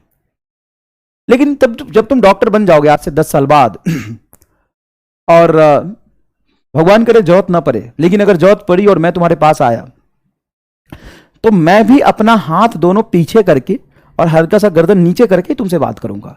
और ये बहुत ही प्रैक्टिकल सच्चाई है, बहुत ही प्रैक्टिकल बात है। ये कोई गलत बात नहीं है, एकदम प्रैक्टिकल है, दिल से बोल रहा हूं। आज से 10 साल बाद तो तुम डॉक्टर बन जाओगे तो ऐसे नहीं बात करूंगा तेरे से मैं, एकदम रामलाल ऐसे नहीं बोलूंगा, बहुत इज्जत से अपनी हाथ पीछे कर लूंगा। आज भी हम जाते हैं कहीं बहुत ही रिस्पेक्टेड पर्सन के पास तो हम अपनी बहुत ही इज्जत से, ग्रेटिट्यूड से बात करते हैं। तुम भी डॉक्टर बन जाओगे आज से 10 साल बाद, एकदम वेल एस्टेब्लिश बहुत बड़े डॉक्टर हो गए, मैं तुम्हारे पास आऊंगा तो इतना इज्जत दूंगा तुम्हें। तो उस इज्जत को कमाना पड़ता है, अभी पैदा लिया नहीं कि तुम्हें एटीट्यूड आ जाता है। गजब कर रहे हो यार। आएगा आएगा, उसका समय आएगा, मेहनत करो, सब कुछ मिलेगा, है ना। फिर लड़ना किसी से अभी कहां, हमारी भी नहीं थी कोई इज्जत जब हम पढ़ रहे थे, ठीक है। रामलाल कहीं का। चलो आगे देखो, object is moving on a circular path. एक सवाल मैंने बनाया था कि ऑब्जेक्ट सर्कुलर पाथ पे चल रहा, अरे ज्यादा बड़ा हो गया, ये रहा, छोटा गोला लेते हैं। ऑब्जेक्ट सर्कुलर पाथ पे चल रहा है, ठीक है। और ऑब्जेक्ट किसी पॉइंट से चलना शुरू किया। अब मान लो इस पॉइंट से चलना शुरू किया और ऐसे घूम रहा है, तो इसी इंस्टेंट पे देखो, इसी इंस्टेंट पे इधर भागा, ऐसे ऐसे भागा, ऐसे, और वेलोसिटी का डायरेक्शन उधर ही होता है जिधर ऑब्जेक्ट भागता है। तो इसके वेलोसिटी का डायरेक्शन देखो ऊपर हो गया, वेलोसिटी का डायरेक्शन कहां हो गया, ऊपर हो गया। अब जब ऑब्जेक्ट भागते भागते यहां पहुंचा तो इसके वेलोसिटी का डायरेक्शन कहीं इधर होगा। जब ऑब्जेक्ट भागते भागते यहां पहुंचा तो उसके वेलोसिटी का डायरेक्शन इधर होगा और वेलोसिटी का डायरेक्शन इधर होगा। मान लो moving with a constant speed, constant speed से चल रहा है। कांस्टेंट स्पीड का मतलब है कि how fast is constant but moving on a circular path. तो यहां पे इसकी स्पीड होगी v, यहां पे भी इसकी स्पीड होगी v, इसकी स्पीड होगी v, इसकी स्पीड होगी v। अगर पॉइंट ए से चल के बी तक आया तो चेंज इन स्पीड कितना होगा, चेंज इन स्पीड। अब ये चेंज इन स्पीड आप यहां से यहां यहां यहां इन सब बातों से कोई मतलब नहीं, आपको बस देखना है कि ए पे स्पीड कितना था v और बी पे पहुंच के स्पीड कितना हुआ v। तो आप लिखेंगे स्पीड में जो चेंज आया वो 0 है, क्योंकि यहां भी v से भाग रहा था, यहां भी v से भाग रहा है, दोनों जगह v से ही भाग रहा है, ठीक है। अब चेंज इन वेलोसिटी अगर पूछा जाए तो वेलोसिटी में होता है बेटा डायरेक्शन। आप लिखेंगे फाइनल वेलोसिटी, ऊपर एक डंडा लगा देंगे। डंडा का मतलब है कि आपको चेंज वेलोसिटी में देखना है। देखो यहां मैंने क्या लिखा है, चेंज इन वेलोसिटी। जब आप चेंज इन वेलोसिटी लिखेंगे तो आपको वेलोसिटी ही लिखना है, और वेलोसिटी का एक कंपोनेंट होता है इसका स्पीड और दूसरा होता है डायरेक्शन। तो आप बोलोगे, एक रेफरेंस बनाओगे कि ऊपर की डायरेक्शन को मैं पॉजिटिव मानता हूं, नीचे को मैं निगेटिव मानता हूं। और ये बात क्वेश्चन पे डिपेंड करता है, क्वेश्चन वाला दे देगा। सर अगर नहीं दिया तो तुम खुद से ही मान लो, कोई दिक्कत नहीं है, कोई दिक्कत नहीं है, खुद से मान लो, कोई दिक्कत नहीं है। ऊपर मान लिया प्लस और नीचे मान लिया माइनस, ठीक है। तो यहां पे ऊपर भाग रहा तो इसकी वेलोसिटी हो जाएगी पॉजिटिव और इसकी वेलोसिटी हो जाएगी निगेटिव। निगेटिव कहने का मतलब कम नहीं, इसका डायरेक्शन। पॉजिटिव और निगेटिव क्या बताता है, डायरेक्शन। पॉजिटिव और निगेटिव क्या बताता है, डायरेक्शन। तो यहां पे एग्जैक्टली ए पे वेलोसिटी बोलो कितना है, सर ए पे वेलोसिटी है प्लस बी, और बी पे वेलोसिटी बोलो कितना है, माइनस बी। तो आप लिखेंगे फाइनल वेलोसिटी बी पे फाइनल वेलोसिटी और ए पे minus V minus of plus B. तो ये आंसर क्या हो जाएगा, -2b। हो सकता है आंसर में माइनस हो या ना हो, मतलब आंसर में बस ये नंबर पूछने की बात कर रहा हूं। ऑप्शन में अगर बोलो सर अगर ऑप्शन में -2b और +2b दोनों है तो दोनों आंसर हो जाएगा। अगर वो रेफरेंस नहीं दिया है तो, प्लस माइनस की डायरेक्शन नहीं दिया है तो ये आपका आंसर जाएगा। बहुत इजी है। हमें चेंज इन वेलोसिटी पूछा है बी और ए के बीच में, तो तुम एवरेज वेलोसिटी क्यों निकाल रहे हो भाई।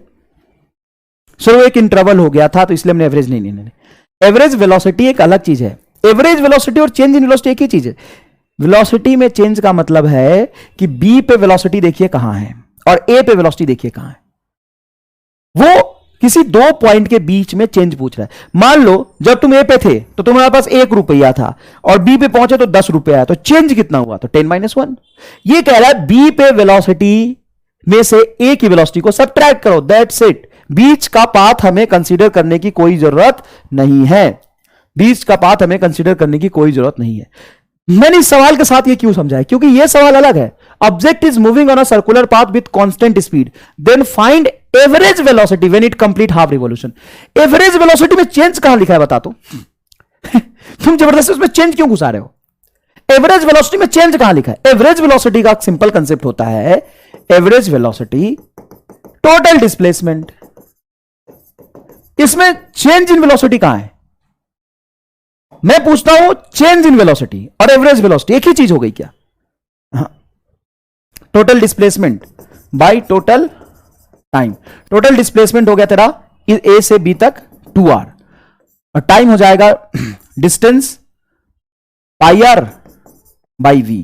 तो ये r से r कटेगा 2v by pi is the correct answer. Average velocity अलग चीज है। नहीं, इस सवाल के लिए बेटा, इस सवाल के लिए ये सही है। मैं यहां पे डीपीपी वाला क्वेश्चन समझा रहा था, चेंज अगर पूछे तो ये डीपीपी वाला है, दोनों को मिक्स मत करो, अलग चीज है। मैं एक दो सवाल और करा देता हूं, चिंता मत करो। मैं एक दो सवाल और करा देता हूं, चिंता मत करो। मान लो कोई ऑब्जेक्ट है, ये इधर चल रहा वी से, चलते चलते चलते चलते कहीं बहुत समय बाद ऑब्जेक्ट ऊपर चल रहा है वी से। ये हो गया तेरा नॉर्थ का डायरेक्शन, डायरेक्शन कुछ दूंगा ना, ये नॉर्थ हो गया और ये हो गया ईस्ट। ठीक है, अब मैं तुमसे पूछता हूं कि चेंज इन वेलोसिटी बताओ। यहां पे अगर मैं तुमसे पूछता हूं चेंज इन वेलोसिटी बताओ, तो कैसे बताओगे? चेंज इन वेलोसिटी मतलब ये तेरा फाइनल वेलोसिटी है और ये तेरा इनिशियल वेलोसिटी है, तो तुम लिखोगे final velocity minus initial velocity. इस पे हम डिटेल में चर्चा करेंगे, 2D में और मजे आएंगे, 1D में क्या खास बात नहीं। तो फाइनल वेलोसिटी हो गया तुम्हारा, देखो यहां पे v नॉर्थ की तरफ, तुम्हें डायरेक्शन के साथ लिखना है क्योंकि तुम वेलोसिटी में चेंज निकाल रहे हो, और v ईस्ट की तरफ। आप ये नहीं कह देंगे कि v माइनस वी 0 होगा, क्योंकि वेलोसिटी में होता है बेटा डायरेक्शन। वहां पे पाई कैसे आया? डिस्टेंस लिखा है तो पाई आएगा ना, ये पिछली क्लास में मैंने समझाया था, बकलोल एकदम। पाई कैसे आया? डिस्टेंस क्या होगा? टाइम कैसे लिखेंगे? डिस्टेंस अपॉन स्पीड से लिखेंगे। तो बताओ यहां पे चेंज इन वेलोसिटी क्या होगा? v north minus V. Change in speed पूछने का मतलब है कि डायरेक्शन नहीं लेना। अगर मैं चेंज इन वेलोसिटी कहता हूं तो चेंज इन वेलोसिटी में स्पीड और डायरेक्शन दोनों लेंगे। ऊपर जाना और आगे जाना में एक ही वेलोसिटी है। मान लो मैं ऐसे जा रहा हूं आगे और हवा में उड़ने लग गया, रफ्तार सेम है, v और v रफ्तार सेम है, मतलब स्पीड सेम है, लेकिन चलने की डायरेक्शन तो अलग है ना साहब। चलने की डायरेक्शन तो अलग है, और डायरेक्शन अलग होने की वजह से आप यहां पे लिखेंगे v नॉर्थ और v ईस्ट। ये हो गया चेंज इन वेलोसिटी। ऐसे समझाता हूं और समझाता हूं, सुन। मान लो एक लाइन बना हुआ है, और समझाता हूं, यहां तुम्हें पक्का समझ आ जाएगा। एक ऐसा लाइन बना हुआ है और ऑब्जेक्ट ये रहा यहां पे, और ये चल रहा था इधर। चिंता करने की जरूरत नहीं, ए पे v is equal to plus 20 metre per second आगे जा रहा था, और किसी इंस्टेंट पे मान लो पार्टिकल यहां था, घूम गया ना, घूम गया, उधर से घूम के आया, ऐसे में बनाता हूं, ऐसे घूम के आया, यहां पे है, और यहां पे ये चल रहा है पीछे की तरफ, v is equal to minus 10 meter per second. तो माइनस क्यों लिखा है मैंने? क्योंकि ये पीछे चल रहा है। कहां चल रहा है? पीछे चल रहा है। ए पे पीछे चल रहा है, सॉरी ए पे आगे चल रहा है और बी पे पीछे चल रहा है। अगर मैं तुमसे कहता हूं कि चेंज इन वेलोसिटी बताओ, change in velocity between A and B, तो लिखोगे final velocity at B minus initial velocity at A. देखो, आगे जाना और पीछे जाने में फर्क है वेलोसिटी के टर्म्स में। आगे को अगर आप पॉजिटिव कहते हो तो पीछे को आप निगेटिव कहोगे। बताओ ये समझ में आया कि नहीं आया? बताओ ये बात समझ में आया कि नहीं आया? देखो मैंने यहां पे एरो क्यों बनाया है? एरो इसलिए बनाया है कि साफ साफ एरो कह रहा है कि ऑब्जेक्ट आगे जा रहा है। देखो लाइन बना, आगे जा रहा है, यहां पे ऑब्जेक्ट पीछे जा रहा था। देखो यहां पे ऑब्जेक्ट कहां जा रहा है? बताओ, पीछे जा रहा है। तो अगर तुम वेलोसिटी लिखोगे तो इसका वेलोसिटी डायरेक्शन वाइज भी अलग है। अरे भाई मेरे एक बात बता, आगे जाना ऐसे ऐसे करके मैं भाग रहा हूं आगे, तो मेरी वेलोसिटी आगे हुई, और मैं पीछे भाग रहा हूं तो मेरी वेलोसिटी पीछे की तरफ है। जिधर हम भागते हैं ना, वेलोसिटी का डायरेक्शन उधर ही होता है। मैं अगर आगे जा रहा हूं तो पॉजिटिव की डायरेक्शन में भाग रहा, पीछे आ रहा हूं तो निगेटिव होगा वो। समझ आई ये बात? तो बताओ चेंज इन वेलोसिटी क्या होगा? तो चेंज इन वेलोसिटी में आप लिखोगे ये -10 हुआ, माइनस, और ये +20 हुआ, तो ये +20 रखोगे, -30 metre per second is the correct answer. लेकिन इसी केस में अगर तुमसे बोलो कि नहीं चेंज इन स्पीड बताओ, चेंज इन स्पीड बताओ। तो चेंज इन स्पीड लिखोगे v पे स्पीड माइनस a पे स्पीड।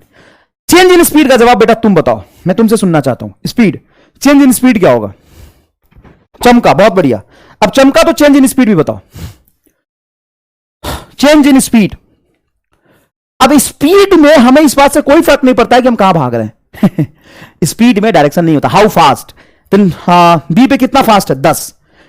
हाँ अब तुम्हें शायद समझ आ जाए, बी पे कितना फास्ट है? 10 और ए पे कितना फास्ट है? 20। तो यहां पे लिखोगे 20 is equal to -10 meter per second.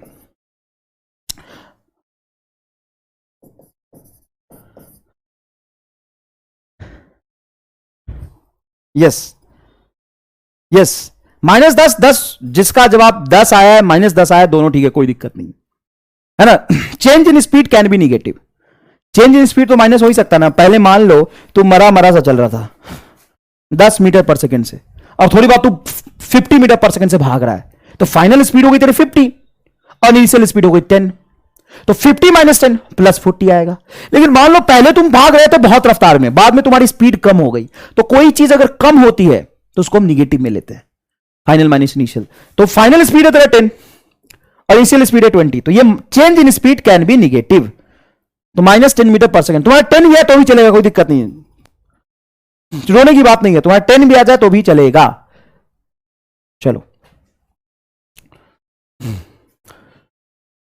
समझ आ गया बेटा? तो वेलोसिटी में चेंज लेते समय हम डायरेक्शन देखेंगे, वेलोसिटी में चेंज लेते समय हम डायरेक्शन देखेंगे। इधर देखो, a car travels from Kota to Jaipur with speed 30 km/h and returns along the same path with speed 60 km/h. Calculate the average speed. अब जिधर से गया उसी रास्ते से वापस आ गया, ए से गया घूम के बी से वापस आ गया, तो बेटा जाते समय उसकी स्पीड थी 30 km/h और आते समय स्पीड थी 60 km/h। तो एवरेज स्पीड क्या होगी? तो एवरेज स्पीड निकालने के लिए एक बात बताओ, डिस्टेंस तो बता ही नहीं, तो कोई बात नहीं, लेकिन एक बात तो बताया है ना, a car travels from Kota to Jaipur. Kota से जयपुर गया और फिर जयपुर से कोटा आया, तो जितना डिस्टेंस जयपुर से कोटे का है, कोटा से जयपुर का डिस्टेंस उतना ही है। अगर सेम, अरे भाई मैं कहा कोटा से जयपुर 240 किलोमीटर है, 240 किलोमीटर, और फिर मैं जयपुर से कोटा आया, तो सेम पास से आया तो 240 चलूंगा, से इक्वल डिस्टेंस इंटरवल हो गया। तो डायरेक्ट फॉर्मूला लगा देंगे 2v1 v2, याद करो ये बताया था इक्वल डिस्टेंस इंटरवल के लिए, और इक्वल टाइम के लिए बताया था v1 + v2/2। तो बताओ ये क्या हो जाएगा? 2 × 30 × 60 डिवाइडेड बाई 60 + 30 90। ये कटेगा 3 से, ये कटेगा 20, यार 40 metre per second correct answer आ रहा है क्या? 40 मीटर पर सेकेंड, यस सबका। अरे 45 कौन बोल रहा? 45 कैसे बोल रहे हो? 45 कैसे बोल रहे हो यार?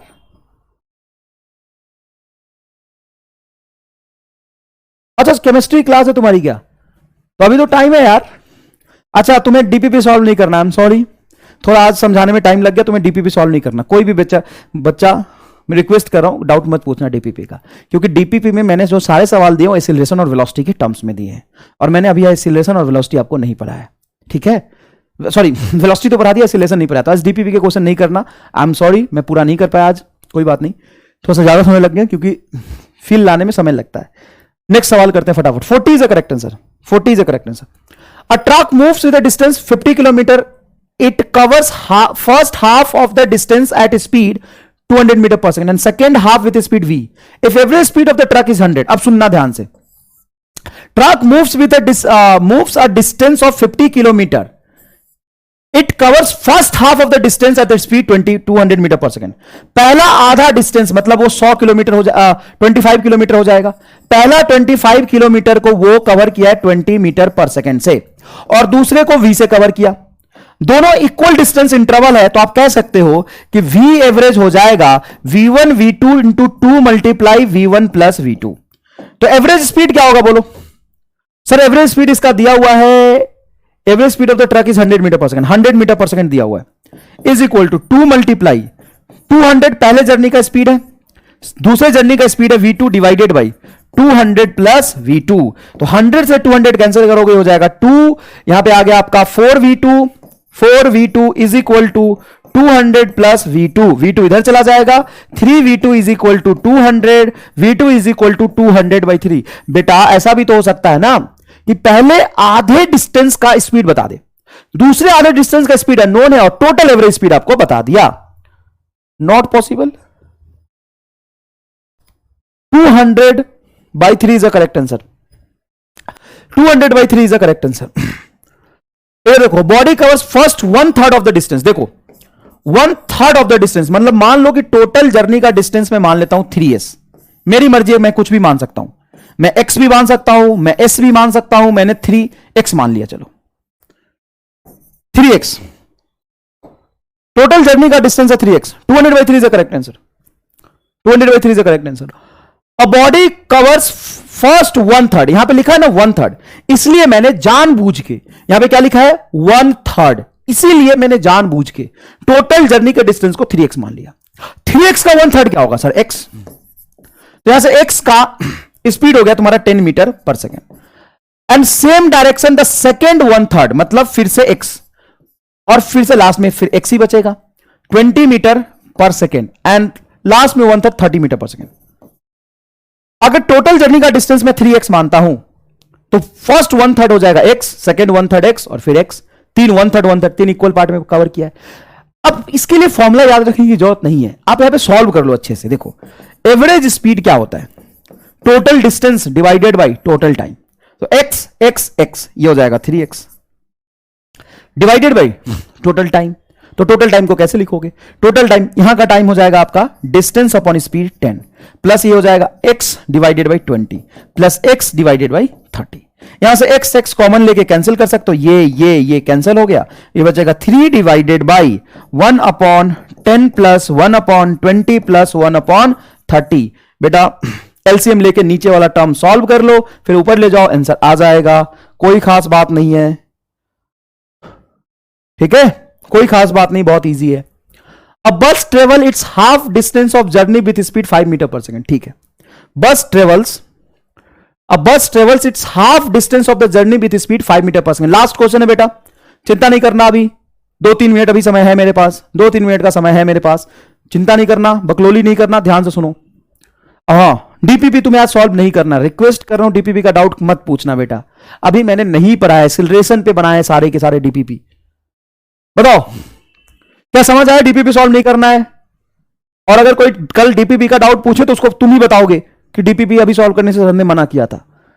बस travel its half distance of journey with speed 5 metre per second, it covers remaining distance in 2 equal time. अब लो, ये बहुत ही जोरदार सवाल है, बहुत ही जोरदार सवाल है, ध्यान से सुनना। बस ट्रेवल इट्स हाफ डिस्टेंस, मान लो टोटल डिस्टेंस में 2x मानता हूं, मेरी मर्जी, 2x मान लिया मैंने, तो इसका आधा डिस्टेंस हो गया x, और इसको इसने कवर किया है 5 मीटर पर सेकेंड से। कितनी स्पीड से कवर किया है?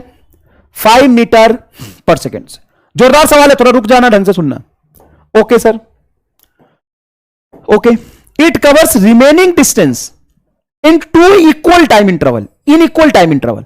बचा हुआ जो x डिस्टेंस है उसको आधे आधे डिस्टेंस में कवर नहीं किया। ऐसा नहीं कि बचा हुआ x डिस्टेंस को x/2 में कवर किया, नहीं।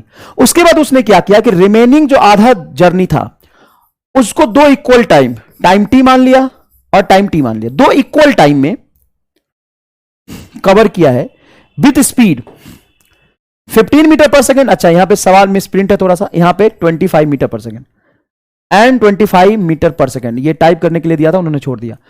With speed 15 metre per second, पहले आधे टाइम तक उसका स्पीड है 15 मीटर पर सेकेंड, और फिर अगले आधे टाइम तक उसका स्पीड है 25 meter per second. Then find average speed of the bus for a whole journey. Whole journey का एवरेज स्पीड क्या होगा? अब मेरी बात सुनना, मैं क्या कह रहा हूं। टोटल जर्नी का डिस्टेंस है 2x, आधे जर्नी को उसने 5 मीटर पर सेकेंड से कवर किया, रिमेनिंग अब जर्नी का डिस्टेंस आधा बचा है, आधा डिस्टेंस है ये, लेकिन इस आधे डिस्टेंस को एक सिंगल स्पीड से कवर नहीं किया। उसने पहले कुछ टाइम तक रखा स्पीड 15 मीटर पर सेकेंड, और फिर उतने ही टाइम तक उसने स्पीड रखा 25 मीटर पर सेकेंड। तो यहां से यहां तक का एवरेज स्पीड आप डायरेक्ट निकाल सकते हो v1 प्लस v2/2 करके। कैसे? तो जितने देर तक स्पीड है 15, उतने ही टाइम तक स्पीड है 25, तो जब टाइम इंटरवल सेम होता है, सेम टाइम, देखो यहां पे क्या लिखा है, इक्वल टाइम, तो डायरेक्ट आप यहां पे लिख सकते हो 15 प्लस 25 बाई 2, ये क्या हो जाएगा बोलो, 40 बाई 2, 20 मीटर पर सेकेंड। सही लिख रहा हूं क्या बेटा? 20 मीटर पर सेकेंड। अब तुम्हारा यहां से यहां तक का एवरेज स्पीड आ गया 20 मीटर पर सेकेंड। कहां से कहां तक? इस आधे डिस्टेंस का। इक्वल टाइम दिया था तो v1 प्लस v2, इस आधे डिस्टेंस का एवरेज स्पीड आ गया 20 और इस आधे डिस्टेंस का एवरेज स्पीड है 5। तो जब डिस्टेंस सेम होता है तो एवरेज स्पीड हम निकालते हैं, एवरेज स्पीड हम निकालते हैं 2v1 v2 divided by v1 plus v2। ये स्पेशली नीट के लिए है, ये बोर्ड के लिए नहीं है। जो बच्चे बोर्ड की तैयारी कर रहे हो सवाल छोड़ सकते हैं। अब मैं आगे से लिख दिया करूंगा। आधे से ज्यादा बच्चे यहां पे 60% बच्चे से बोर्ड के लिए पढ़ने आए हैं, तो उनके लिए यह सवाल नहीं है। देखो 2 इंटू 5 मल्टीप्लाई 20 डिवाइडेड बाई, ये हो गया 25। तो इससे कैंसिल करोगे तो ये हो जाएगा तुम्हारा 5 multiply 4 8 metre per second answer आ रहा है। कैलकुलेशन मिस्टेक अगर नहीं है तो 8 मीटर पर सेकेंड आंसर आएगा। 8 metre per second is the correct answer. बहुत बढ़िया, जितने लोगों को समझ आ गया 8 मीटर पर सेकेंड, बहुत सारे बच्चों ने जवाब दिया है। जिसको समझ आ गया बहुत अच्छी बात है, नहीं तो नेक्स्ट बार ट्राई करेंगे। 8 मीटर पर सेकेंड ही इसका करेक्ट आंसर है। 8 मीटर पर सेकेंड, बच्चा 10 लिख रहा है, एक रामलाल है। 8 मीटर पर सेकेंड, एक बच्चा लिख रहा है 2.77। कहां से निकाले बे? तो ये सारे सवाल कैसे थे? एवरेज स्पीड के। इंस्टेंटेनियस स्पीड के सवाल थोड़े से कर लेते, वेलोसिटी के सवाल कर लेते। देखो पोजीशन ऑफ ऑब्जेक्ट इतना दिया हुआ है, एक ऑब्जेक्ट का देखो ये क्या दिया हुआ है, position as a function of time. मतलब पोजीशन का फॉर्मूला दिया हुआ है t² प्लस 60 प्लस 5। यहां पे अलग अलग टाइम रख दूंगा, अलग अलग पोजीशन आ जाएगा। अब मेरे से पूछा है find speed and instantaneous velocity.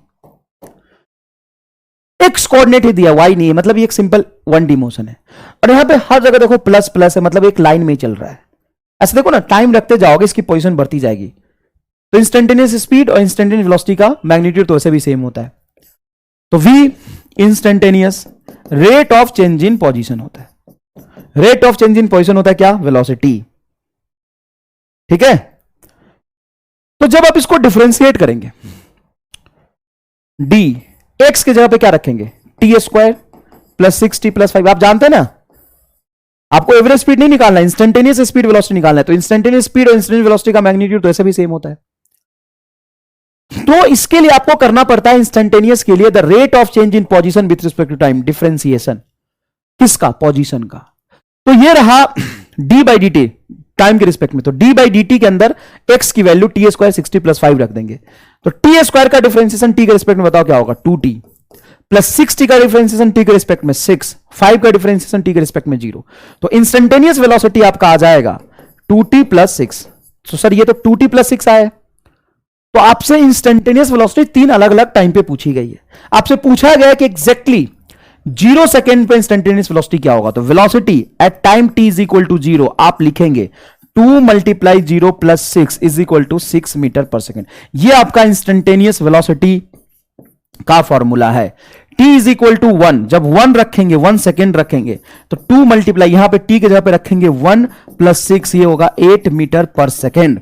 और जब आपसे वेलोसिटी पूछे 3 सेकेंड पे तो टाइम को 3 सेकेंड इसी फॉर्मूले में रख देंगे। ये वेलोसिटी है as a function of time, time की अलग अलग वैल्यू पे अलग अलग वेलोसिटी आ जाएगा। बोलो 2 मल्टीप्लाई 3 प्लस 6, तो बताओ कितना हो गया? 12 मीटर पर सेकेंड। बताओ ये जोरदार चमका कि नहीं चमका?